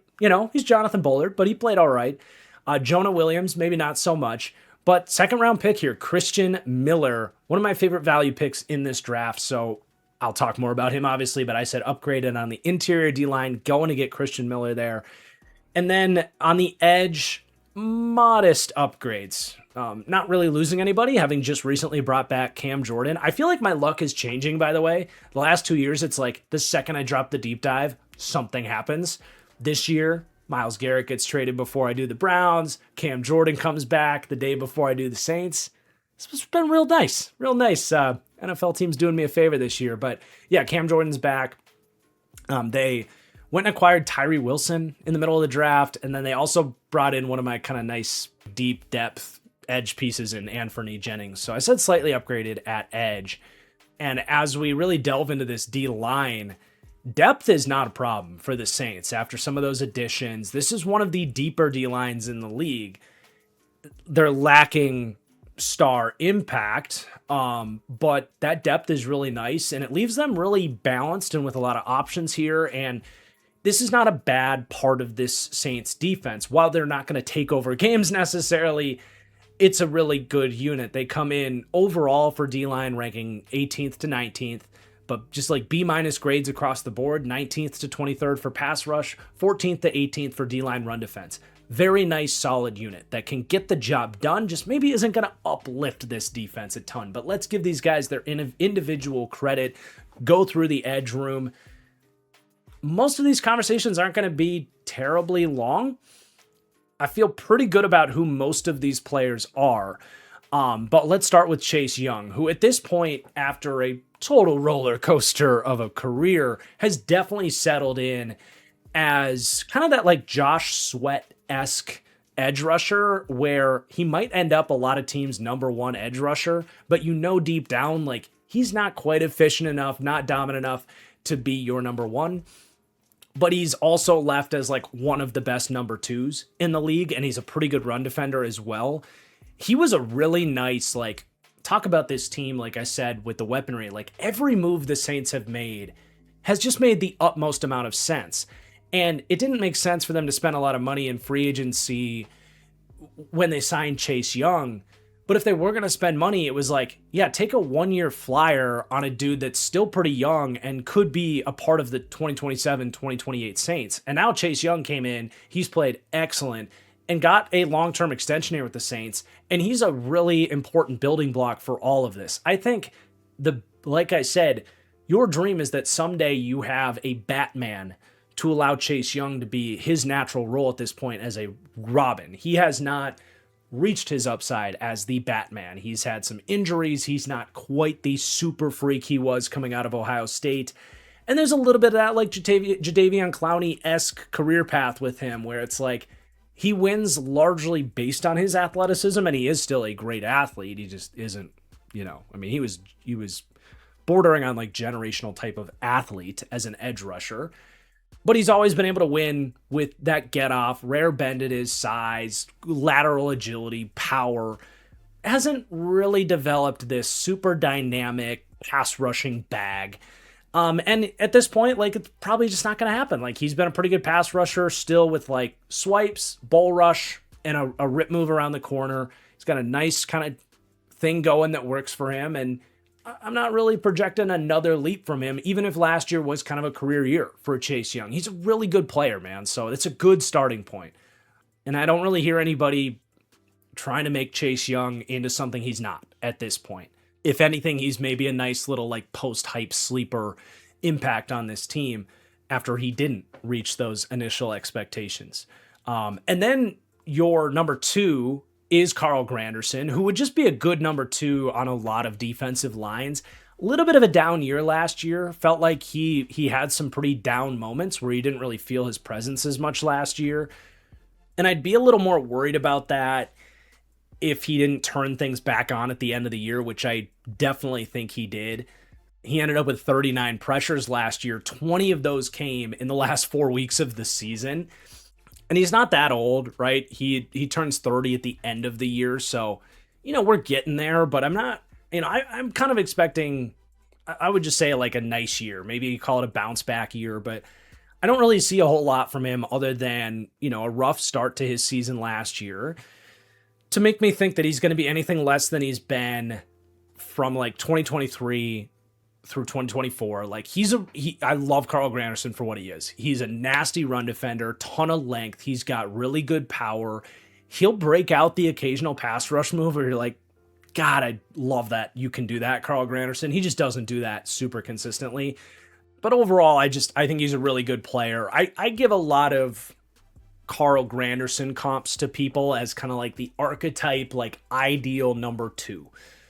And if you're talking about this D-line, you have a 2A in Chase Young, you have a 2B, but again, you're missing that 1. Where's your 1? It's not in this edge group, and as we'll talk about, it's not in the interior D-line either. Cam Jordan coming back. It didn't have to happen. They could have been just fine without Cam Jordan, but I'd rather have him than not. He really surprised me last year. I was pretty hard on Cam Jordan last year because his 2024 season was kind of a joke. And I wasn't necessarily sure, like, he spends a lot of time in the media, and this team was not supposed to be very good this year. I wasn't really sure that a 36-year-old Cam Jordan, after obvious signs of regression, was going to like have this bounce back year or even be anything close to even an impact for this team. I thought he was going to kind of get phased out. And he had the best year he's had in 4 years. Like, I think you're probably going back to 2021 to the last time Cam Jordan was as good of a two-way player as he was last year. A bit of a tough player to rank because it's like, all right, well, he is super old and like 2024 was that bad. Like, are you going to get that version of Cam Jordan again? I'm going to take kind of an optimistic spin on him. I think he's going to be a really good third edge. I think he could have signed with a team like Kansas City or Chicago and been their like real number 2 as well, but he chose to come, finish his career where it started here. I think that's super admirable. And why wouldn't he play well and play hard in a swan song in what should be a more competitive year this year than it was last year? So he's still one of the better run defending edge rushers in the entire league. He's a big reason why they were able to stop the run last year and why this D-line run defense gets a pretty respectable ranking. Their ability to pinch the offense and set a hard edge between Cam Jordan, Carl Granderson, and even Chase Young's not bad at it. It's really good. And even all the way down, like we can knock out Anthony Jennings too. Anthony Jennings doesn't offer a ton as a pass rusher. He's been stuck in a rotational role his whole career. And, he might not play a whole lot now that Cam Jordan's back, but he's been a really consistent, heavy-handed, edge setter as well in the run game. So, like, you're set in terms of run defense. But back to Cam Jordan for a second, like, even his pass rushing last year, he still finished with 36 pressures, 10.5 sacks, 10% pressure rate, like still really solid season as a pass rusher, if not inconsistent at points throughout the season. But as a third, great. And then Tyree Wilson, kind of a flyer. Interested to see how they use him. I feel like, I list him with the edge there. That's where they've got him listed is with that group right now with the, quote unquote outside linebackers. But I feel like his role, especially with Cam Jordan coming back, his role, I think, will be very much like interior focused. They do run base 3-4 here, and it's not like he's great as a 4-eye in those fronts. But that's kind of what he's done for the Raiders and kind of carved out like an adequate role as kind of like a gap shooter in a 3-4 front. And then, maybe you line him up as a 4-eye or a 3-tech as a pass rusher. He's obviously a total bust, and the Raiders were ready to move on from him, but he can do some stuff, and he makes sense schematically speaking. I think with Cam Jordan back, I would be pretty surprised if we see a whole lot of stand-up 3-4 edge stuff from him unless they cut Anthony Jennings. But obviously it's a pretty deep room. Like Chris Rumph had to play for this team last year and was savvy against the run at times, but probably going to be on the outs here. Fadil Diggs was drafted last year. Not looking great for him either. Thought he had some pass rushing upside, but very deep edge group, just lacking a number one, as the interior D-line could really use someone. And that's where the Brian Brzee conversation, I guess, comes in, so to speak. Do I think Brian Brzee is going to break through and be this team's Batman? No. But can he reach the level of being a more consistent, like very good number two type of guy? And then you can start to talk about this pass rush taking a step, like still wishing you had a number one. But if you have like a couple of really nice impacts, if Brzee takes another step forward, to overuse the analogy, like if you have two Robins, if Brzee could take another step, you can absolutely work with that. And I don't think that's impossible. Brian Brzee is interesting because I do think he's one of these prospects that anytime you have, I think Brzee was the number one recruit in his class, a way too early top 10 mock draft guy. Anytime those guys disappoint a little bit and then fall into like the first round, people kind of don't like those players. Like, it just kind of is what it is. In fact, it's in my phone. Like, I have a phone app of like video ideas. I want to do a video on the concept of like the effect that like the very beginning, like the very first impression has on prospects and players one way or another, whether it's the Brian Brzees or maybe Chase Youngs of the world that don't live up to expectations and then everybody just pretends you exist, or if it's the Emeka Igbukas of the world that have a great 6 weeks and played at Ohio State and you're getting called the next Randy Moss. I don't know. I'm going on a tangent here, but I do think there's some of that going on with Brian Brzee where it's like disappointed as a prospect. Rookie year was pretty rough. And I'm not saying he's been amazing, but when do you hear people talk about Brian Brzee? Like, never. And I think most people would say this has been a bust of a draft pick. I don't think we're there yet. I don't. It hasn't been the most amazing draft pick, certainly, but I do think that he's closer than people realize to being a pretty impactful player. And they did pick up his 5th-year option. He's still only 24 going on 25 years old. He was always going to be much more of a project. Here's what I'll say about Brian Brzee. His like pressure reel and like his wins, when things click for Brian Brzee, it is a jaw-dropping, like, holy shit effect. And I think last year we saw more power than we've ever seen from Brian Brzee. And I think that's another huge like thing that needed to happen for him. But he's got like one of the nastiest spin moves for an interior D lineman. He's got the Euro step, like ability to just out athlete guards. Again, the power started to come on last year. It just hasn't all come together yet. And does that happen? Probably not, but also like maybe.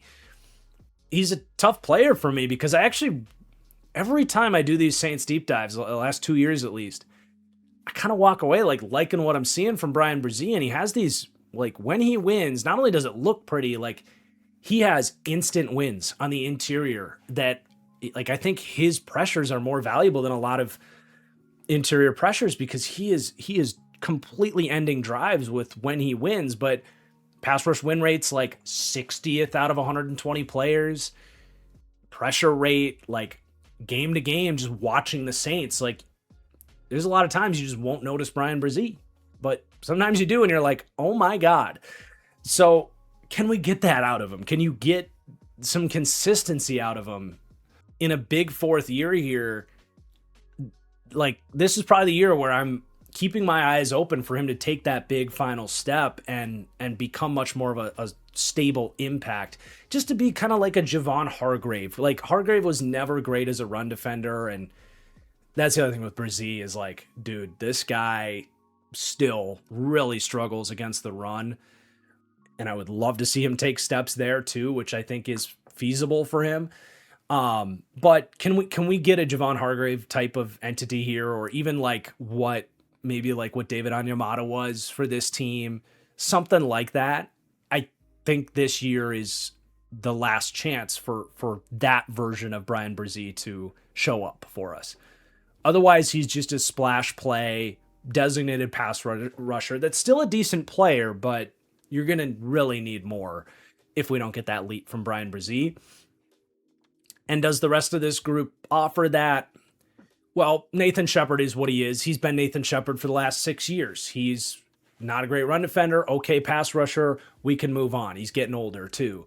Devon Godshaw, we know exactly what he is. Plays into the run defense equation.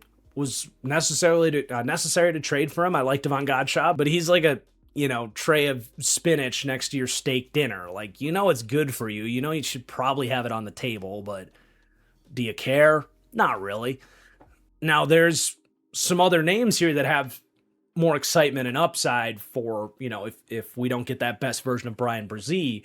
Christian Miller, of course, being that, prominent name there. 2nd round pick. Love Christian Miller.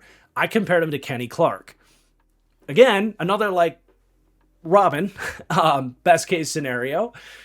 If you could get Kenny Clark, though, and drop him into this, hell yeah, that would absolutely make things better. And dude, he's big, athletic, he's nasty against the run, clearly was coached, good technique against the run at Georgia. The pad level comes up occasionally, but he even got away with it at times. But I think he's going to be able to stop the run and be a contributor there right away. Probably going to be your second best run defender out the gate on the interior of the D-line. But the pass rushing is fascinating for me with Christian Miller because I think it's in there for him to bull rush dudes, to have some get off and a rip move.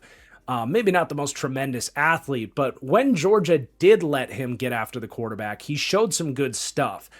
It was in flashes, and I can't project him as a high-impact rookie pass rusher, but I'm not going to act like it's impossible, again, for that Kenny Clark comp that, something, that's somewhere in the David Onyemata ballpark is just a really nice 3-down defensive tackle. There's a prayer that Christian Miller can be that for you sooner rather than later. I think that was just a really good draft pick. He was my number 1 defensive tackle in this class, and they got him in the 2nd round. So I'm a big fan of that pick, even if he's, maybe a little bit behind like Godshaw and Shepard right now. But as the season goes on, we might see him just take over and be maybe even the best DT on this team. And Vernon Broughton as well was buried last year behind what we can see is like a relatively deep group. And I really liked Vernon Broughton. I thought it was really ironic. Like my pro comp on him was Nathan Shepard as this kind of tall, athletic guy that wins in a lot more ways than you think as a pass rusher, tall, bad pad level against the run. But I'm not ready to quit Vernon Broughton either, who only played in 1 game last year.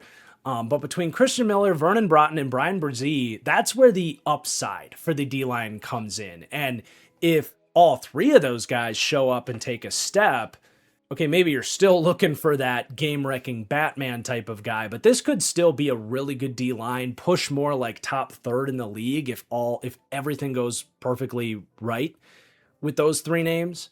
And that's going to go a long way towards projecting this overall defense further forward. Because D-line just freaking matters, man. It's the most important position on your defense. And right now, it's a good, not great unit. I guess there's a couple more names I forgot about there. So John Ridgeway, big veteran, run stopper, whatever. You're not excited about him. But Christian Boyd can eat up some space. Came out of, Northern Iowa. He's played a little bit. Still keeping an eye on him. And then Xavier Harris as well. He goes undrafted because he had 2 serious criminal charges that just were probably non-starters for a lot of teams. But the Saints take a chance on him as an undrafted player. Obviously, first and foremost, you hope he's matured and isn't going to be getting in trouble here. But he is freaky, man. 6'8", really moves well. One is a pass rusher in some pretty nice spots. He totally has that same dancing bear trait that I've now talked about with Deone Walker coming out of Kentucky, Caleb Banks, who went to the Vikings in the 1st round. Same idea where he shouldn't be able to win just playing upright at 6'7", 6'8", and just running past dudes, but he somehow still does it.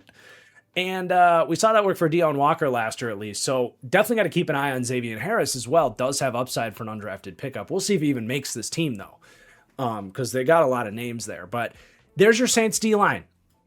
Not a bad place to start. Now, I definitely have some questions about the rest of this defense as we turn the page to linebacker.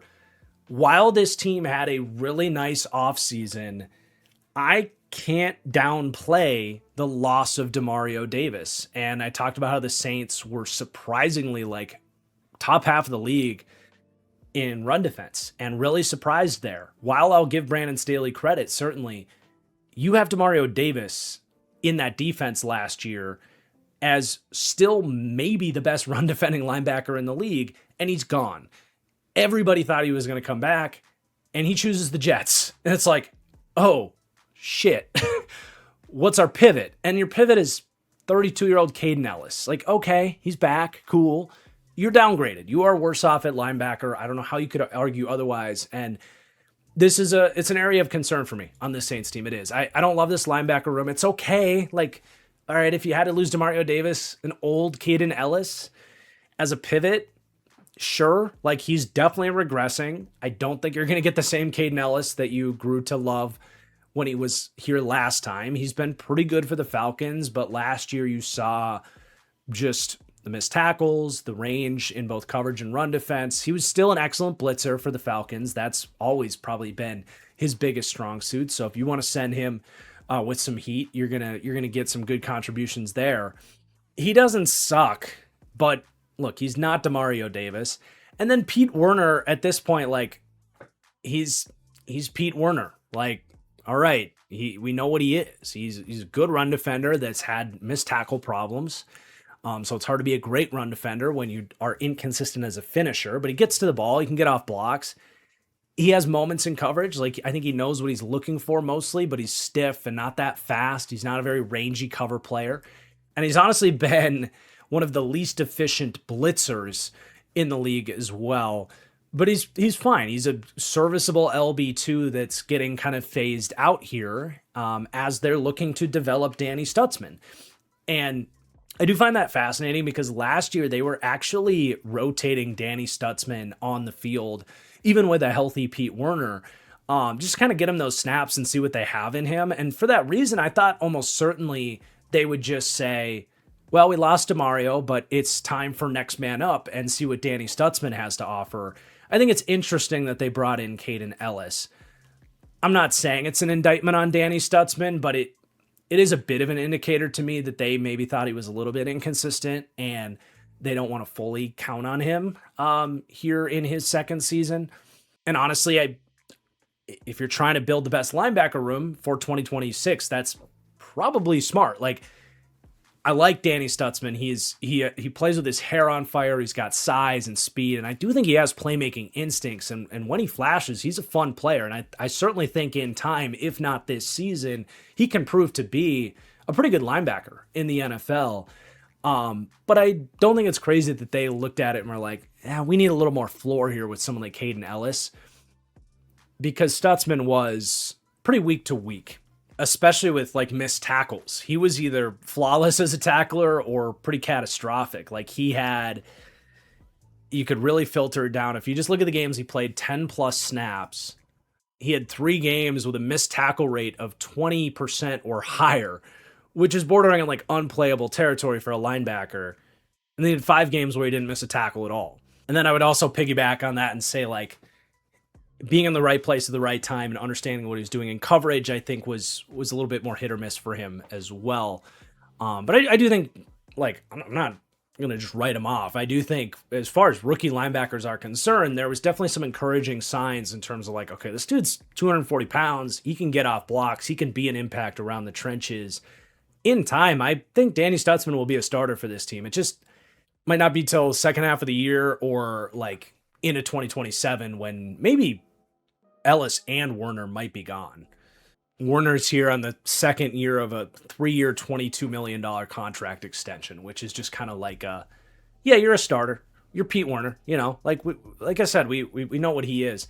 Isaiah Stallbridge's an undersized guy that got out there a little bit last year and played hard. Jalen Ford was kind of a slower but physical linebacker coming out of Texas. So if you are moving on from both of these guys eventually, Ellis and Werner, I don't think that the future LB2 is probably on this team. But ultimately, it's a solid linebacker room. They rank 20th to 22nd for run defense. Both Ellis and Werner are, leave you in pretty good hands there. The coverage side of things, I think, is where you have bigger question marks. Ironically, they rank a little higher, 19th to 24th in that tier for coverage, but that's because there's not as many good cover linebackers in the NFL. But it's a C grade for coverage, B minus for run defense. Overall, it's a C plus linebacker room that comes in 21st. It's okay. It sets a floor for this defense. You're probably not going to panic about this group, but you don't have Demario Davis anymore. When Demario was here with Pete as his sidekick, this was a top 5 to 8 linebacker room in the league that actually elevated, especially their run defense. So you're missing that aspect this year, unfortunately. And then you go to the secondary, and this is where their offseason largely fell short. This team wasn't going to be able to fix everything overnight, right? And I think the secondary still has some issues. It's not without some fun young pieces, though, and some hope. But yeah, as far as offseason changes go, it's not terribly exciting. At cornerback, I said slightly downgraded. Alontae Taylor was a good player for them. Got just so much money in Tennessee, who we just talked about for our last deep dive. You weren't going to be able to even match that if you were the Saints. But he's a moderate loss. I don't think it's a insurmountable loss. I like the kind of flyer on Martin Emerson. He's not as good as Alontae Taylor, but it's a nice flyer. And then they draft TJ Hall in the 7th round. I said slightly downgraded at cornerback. Safety is, to me, slightly upgraded. Just getting Julian Blackmon back. It's not like they didn't have replacement options for Julian Blackmon when he goes down in the first game of the year last year, but right now he is listed in the starting lineup, probably in a competition with Jordan Howden there, who filled in for him last year, which we'll see. And then they did draft Lorenzo Styles as a total project in the 5th round. So yeah, slightly upgraded at safety, slightly downgraded at corner, just kind of hanging around for the most part in the secondary. Now, it's not a horrible secondary. They came in a tier that ranks 20th to 25th for me for the overall secondary. They have a decent enough floor, but I'm not overly excited about this Saints secondary. I just think overall the best case scenario is this can be a pretty solid unit. And that's kind of the theme with this Saints defense overall, is you just don't have difference makers. I think the best player in their secondary is where we'll start with their number 1 corner. I like Kool-Aid McKinstry. I think he's a low-end 1, high-end CB2. He's not shut down. He's not the most traitsy guy. I don't think receivers necessarily get off the bus about to play the Saints and they're like, crap, I got to deal with Kool-Aid McKinstry today. He's not that type of corner, but he's a good player. He's got really nice ball skills. He's smart. He's frisky. Unfortunately, that friskiness hasn't showed up to lead to any sort of tackling consistency. And that's actually a pretty big deal in a zone, off zone oriented system like this. Honestly, if Kool-Aid could just take a step forward as a tackler, that might be his best path to getting more recognition and being better as a player, because right now he's missing, he missed about 15% of his tackles last year, 20% in his rookie year. It's a huge part in these top-down systems. You're going to allow underneath throws. You got to get those guys to the ground. It's the whole backbone of a bend don't break Fangio-style defense. So that's honestly where I'm most looking at him. He'll take his losses in coverage just as pretty much every corner in the NFL outside of 4 guys. The concept of lockdown coverage is pretty non-existent for most corners. But he's a right place, right time, very steady corner that works around some of his relative physical shortcomings, right? He's just not that fast, but it's okay. He's not insurmountably slow either. You have Quincy Riley as your CB2, nice player. I always pegged him as an off-zone scheme fit, and that played day one. He's instinctive. He reads the quarterback's eyes. He understands these zone rules. And the arrow's pointing up on him. Can he be somewhere in the Darius Williams world of corner someday. That's always like the best case scenario for these like shorter, smaller off zone style outside corners. Realistically, you're probably looking at like Kobe Durant, who's had like a solid career as a, decent starter for the Rams and now in the mix for the Cowboys. Somewhere in that spectrum for Quincy Riley, I think is reasonable. He just probably doesn't ever project as this superstar, right? But he's got it all to play this system. Again, another guy that I want to see him tackle better. Also missed 14% of his tackles on the perimeter for this team. So, that's an area where right now scheme is not marrying player skill set. Ideally in that sense, I know it sounds stupid to just like obsess over cornerback tackling, but especially in these systems, for the reasons I talked about, it really, really matters. So it's something to keep an eye on is like, are you getting abused by, flare outs and check downs and, quick passes to the outside and just forcing these corners to prove that they can tackle?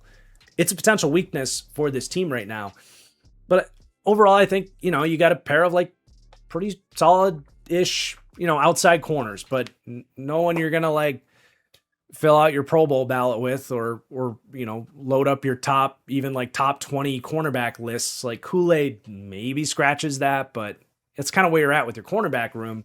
And then you go into the nickel, and this is super fascinating. This is where the biggest upside comes with this Saints secondary is how Jonas Sanker, who right now supposedly is going to be their starting nickel. And I like that. I do. I think he projects really well in this modern kind of like, it's been more the Mike McDonald coaching tree of coaches that have done this with like just putting safeties in the nickel. But it's not exclusive to that, right? It's a league-wide trend. Just getting more size in that nickel spot.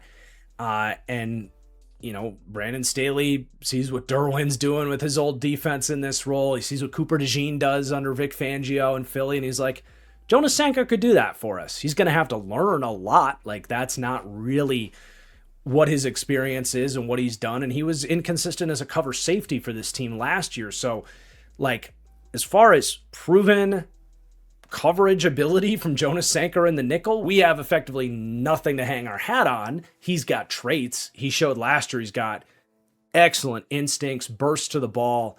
There's a lot of fun moments with Jonas Sanker. There's also a handful of busted coverages and big moments allowed due to Jonas Sanker. But he hits, man. And even if sometimes he's taking bad angles from wide alignments, and again, dude, you talk about missed tackles. He missed 17% of his tackles last year, damn near 18%. Like, man, it's not that these guys aren't physical and won't fly around. It's not like they're unwilling tacklers. They just got to get better at it. It's a wild card in its own right now with Sanker in the nickel. You got some of the biggest missed tackle rates with your starting three there that you could draw up. But I definitely think in terms of like filling the run, getting off blocks in the wing, making impact plays against screens and stuff, like, yeah, Sanker might miss some tackles, but he's also going to make his presence felt. So it's a little bit of a hand-in-hand situation there. But he's a fascinating player, man. Obviously, a lot to clean up and a lot to learn. I can't rank him that high as we head into his second season. Even if he was at safety, I couldn't rank him much higher than this because he was a little bit all over the map. But into a brand new role, it's going to be wait and see. But I think there's a lot of reason to be optimistic about what he can show there. And then I think we can run through the rest of their cornerback depth. Isaac Yiadom is what he is. He's bounced around. He's a good backup corner to have, and that's all you really need to say about him. Martin Emerson, sneaky little pickup here. He was a really good bump and run man corner for Cleveland. I don't know necessarily how he's going to handle like the off zone mentality of a Brandon Staley defense, but had a really good rookie year. Hasn't been able to get back to that and is still kind of living off of that. And he hasn't played for a year, but I like taking a flyer on that just to see how he bounces back. TJ Hall, I wouldn't be surprised if he works out here. He's a very smart zone Iowa corner, just very physically limited player, but he had some really impressive plays on the ball. So he technically fits the system. Like anytime you're talking about physical deficiencies, whether it's size or speed, you want to put him in this kind of structure of defense where you're playing a lot of off zone, you're using your head, you're reading routes in the quarterback's eyes. As long as you have burst and agility, you can still get into position most of the time, and you're going to be protected over the top from your speed. Still a lot to prove with TJ Hall, but decent enough 7th round pick. And then Beanie Bishop as well. Could be emergency slot depth. He's played a season in the slot for the Steelers. Very hit or miss, but probably hangs around in the practice squad. And if for some reason Sanker can't go in the nickel, whether he for some reason sucks at it or he gets hurt, maybe it's Beanie Bishop. But that's really your cornerback / nickel room. And then you got the safeties here. So Justin Reed, not a whole lot of notes on Justin Reed. He was what they signed him to do. He's a floor-raising, balanced, nice safety on the back end. Some of his own missed tackle issues that were present earlier in his career popped back up a little bit last year. So again, let's get these guys to the ground here in New Orleans. But he's a perfectly reasonable starting safety, and he can do a little bit of everything. And honestly, like, if Sanker does really just suck in the nickel, and I'm not projecting that happens, Justin Reed did that earlier in his career before it was the cool thing to do, to take more of a safety and put him down in the nickel. And I think he could absolutely thrive in that role as well. So you're happy he's here. Julian Blackmon, talk about what I was saying earlier, like the initial shock of like the rookie season. Like, Julian Blackmon came in, got a bunch of picks for the Colts, looked awesome, fun, like mid-round pick. And then everybody just kind of remembered him for a long time. Now, he actually had a really good, probably the best year of his career was 2024 for the Colts. And then the Saints brought him in, and Blackmon goes down in the first game of the year last year after winning a starting safety job over Jordan Howden and technically Jonas Sanker as well. And he's going to have to win that job back again. Right now, he is listed with the starters, according to our lads. It might not be him. I mean, Sanker's got to prove that he can play the nickel, because if they end up going with someone else in the nickel, Sanker might be a starting safety, where he showed some really exciting flashes on the back end for this team. Jordan Howden has played valiantly for what he is on the back end. They got a bunch of options at safety, but I do think Julian Blackmon, like, he's got range. Despite some of his coverage inconsistencies over the years, he's been largely a very stable tackler. Just a nice deep safety to have. So we'll see if he wins the job. If not, I think you can flip Jordan Howden in there, and you're talking about maybe a little bit better run support and a little bit less coverage is kind of the trade-off there, but nice floor-raising safety group, really. As far as some of the more depth pieces here, Burgess is more of a special teamer, and Lorenzo Styles, I like the draft pick, I do, and honestly, I always thought him as kind of a nickel projection might have made the most sense, but you know, he was a wide receiver at Notre Dame, and then he transfers to Ohio State to be with his brother, Sonny Styles, and just kind of rotated in kind of like a cornerback, nickel, like dime back role, didn't really start, very inconsistent tape, but the speed, he ran 4.29, is that right? I mean, crazy track speed.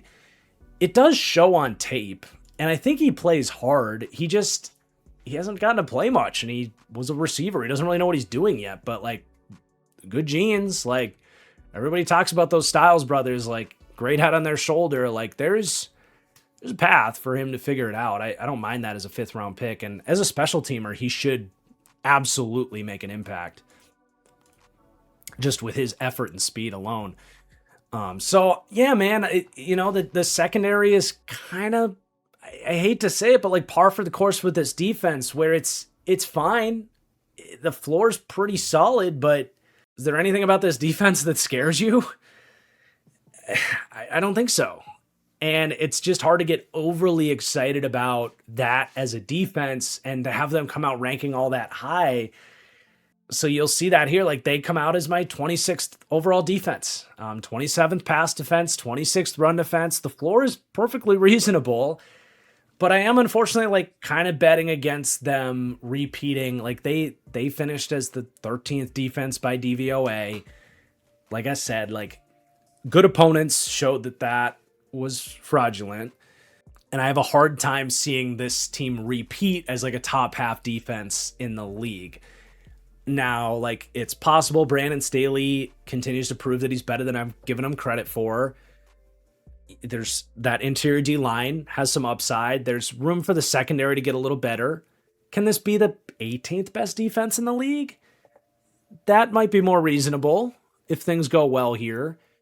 But I do think like this is where I'm left a little bit to be desired. And if you wanted to see the Saints ranked a little bit higher in these power rankings, I don't know how much higher would have been reasonable one way or another, but it's probably this defense where I'm like, I think they'll be okay. Ultimately, probably going to put a little bit too much pressure on this offense, and then whether or not that offense can withstand that pressure, you need a lot of stuff to go right. So that's how you land as the 25th team. It's not like that's, you know, an impossible spot to climb out of. We've seen it before in this series, certainly. But I do think most of that upside comes from the offensive side of things. But let's talk about the third side of the ball, the special teams here, before I get into my actual predictions on this Saints team. So some shakeup at special teams, changing of punter as they go from Kroger to Ryan Wright, which is a good signing, coming over from Minnesota. And then you're going to have a new returner this year, Rashid Shaheed, who did that for half the year last year, obviously no longer here. They traded him away. But Barian Brown should be tasked with those duties here as a rookie. But unfortunately, my formula where I plug in all of these metrics to see where we might be projecting for this Saints special teams, which is very hard to predict. And the Saints did come in 31st there. Don't blame me, blame both PFF and DVOA. I take a look at their team grades from last year's special teams as one of our predictive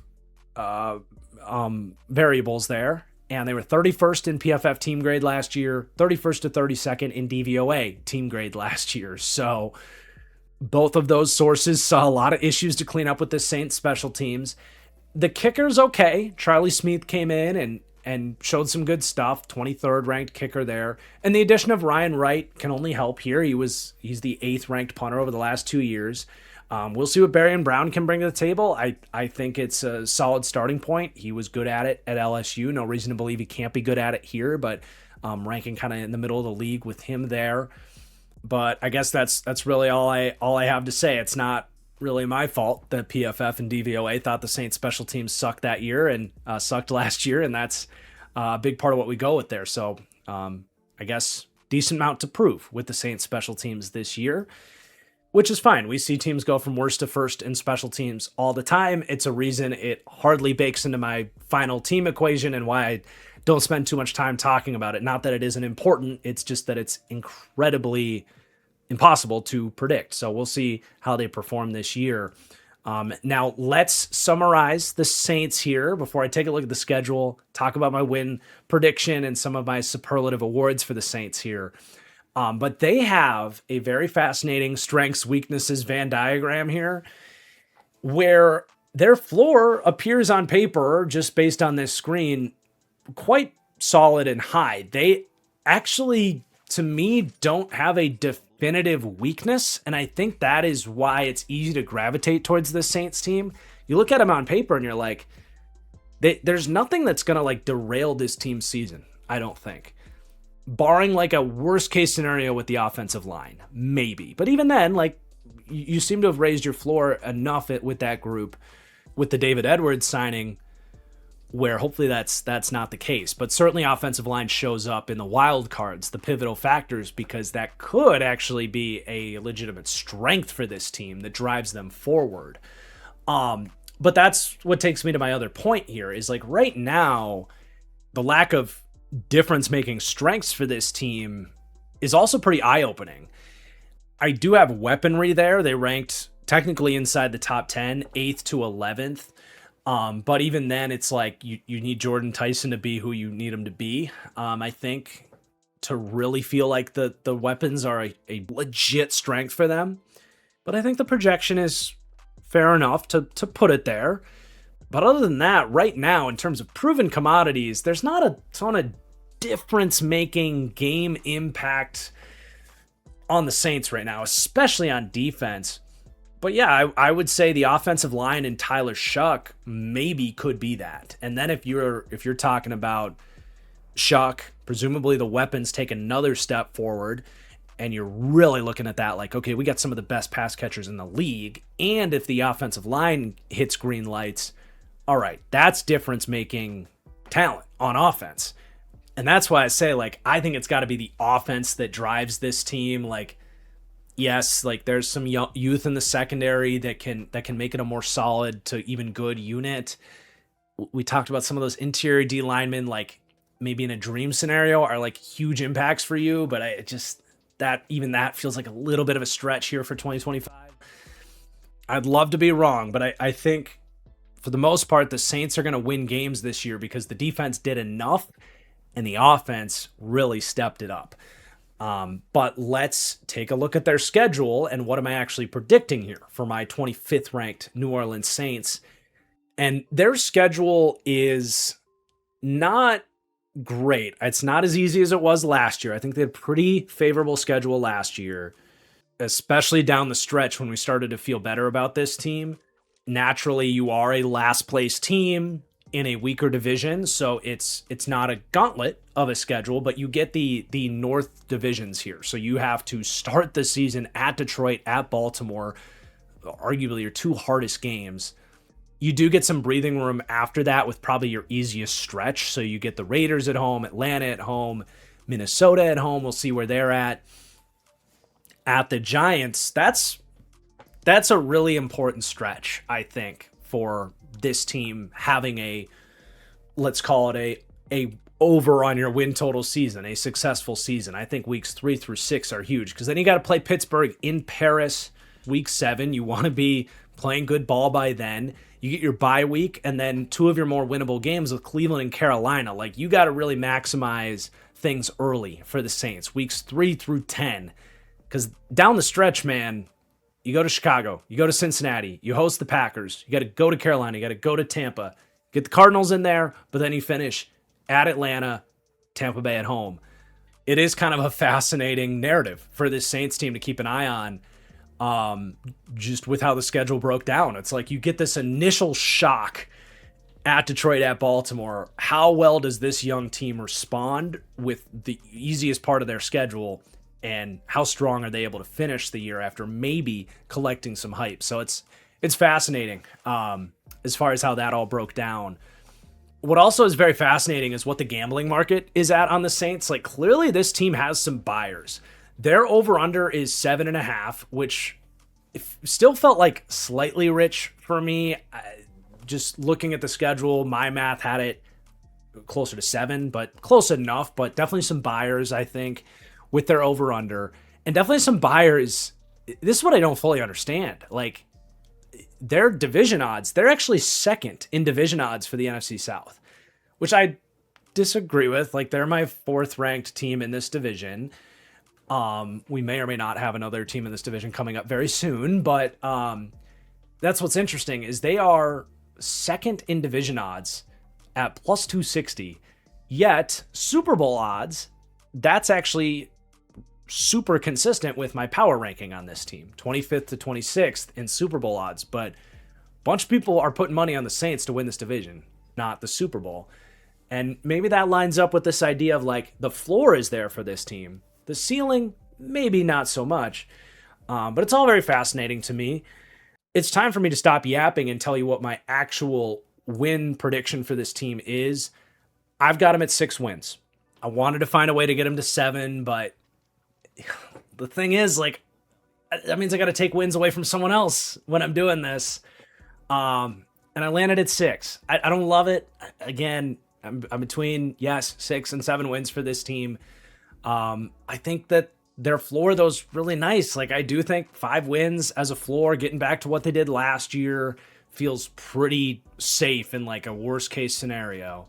The ceiling is solid. I do think this offense could push top 10, and with an okay defense, that could be, especially in this division, like a 9-ish win team. I definitely think that's possible. And yeah, if the rest of this division slips up, the Saints could capitalize on it, kind of like the Panthers did last year.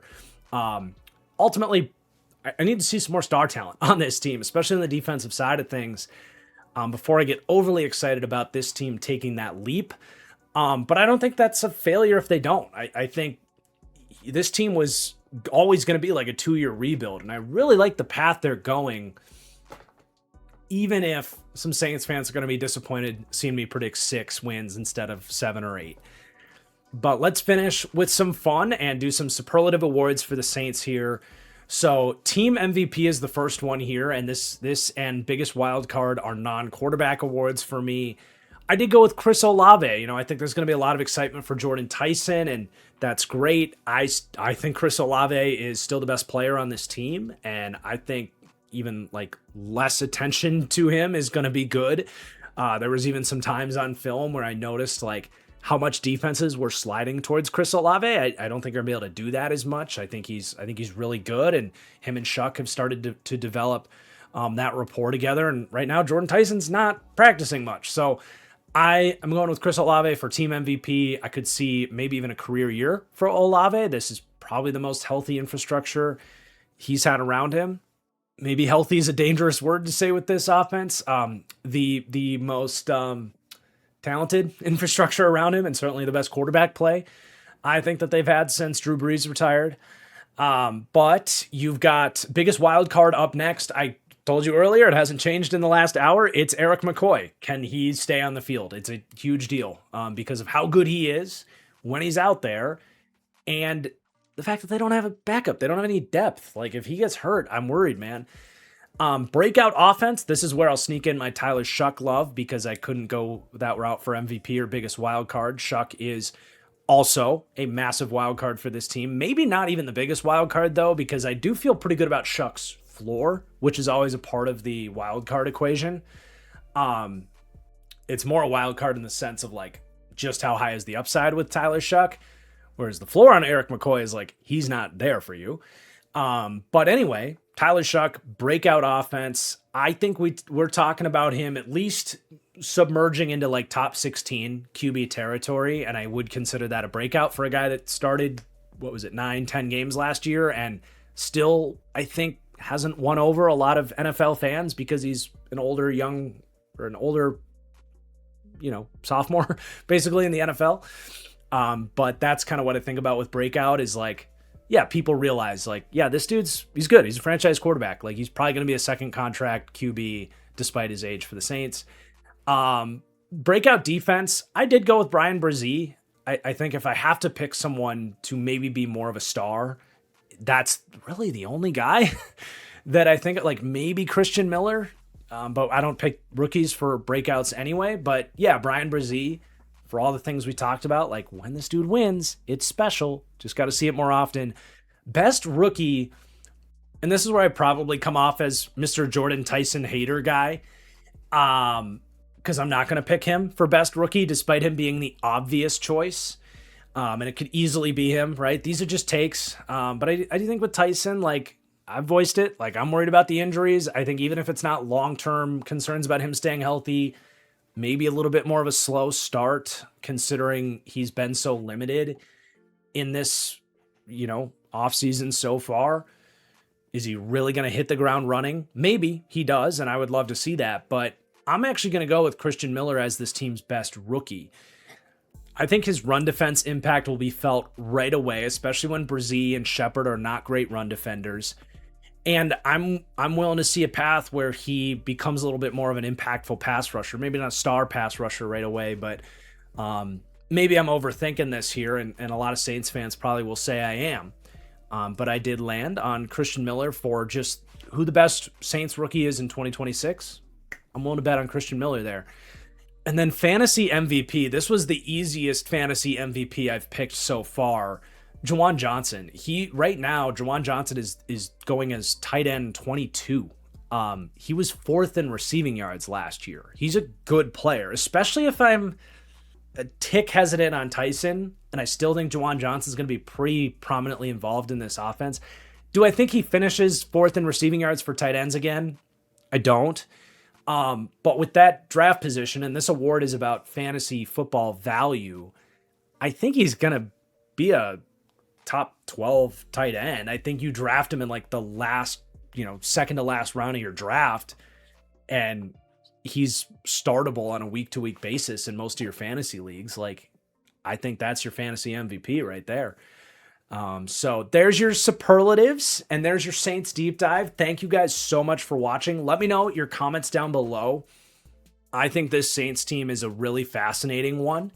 So I want to hear your guys' thoughts, obviously in regards to the ranking, but I always love getting like little news and notes from you guys too, from Saints fans. Like, it's impossible to catch every little detail of everything that's going on. So if there's something you think I missed or you want to add some context, please drop that in the comments down below. Looking forward to that.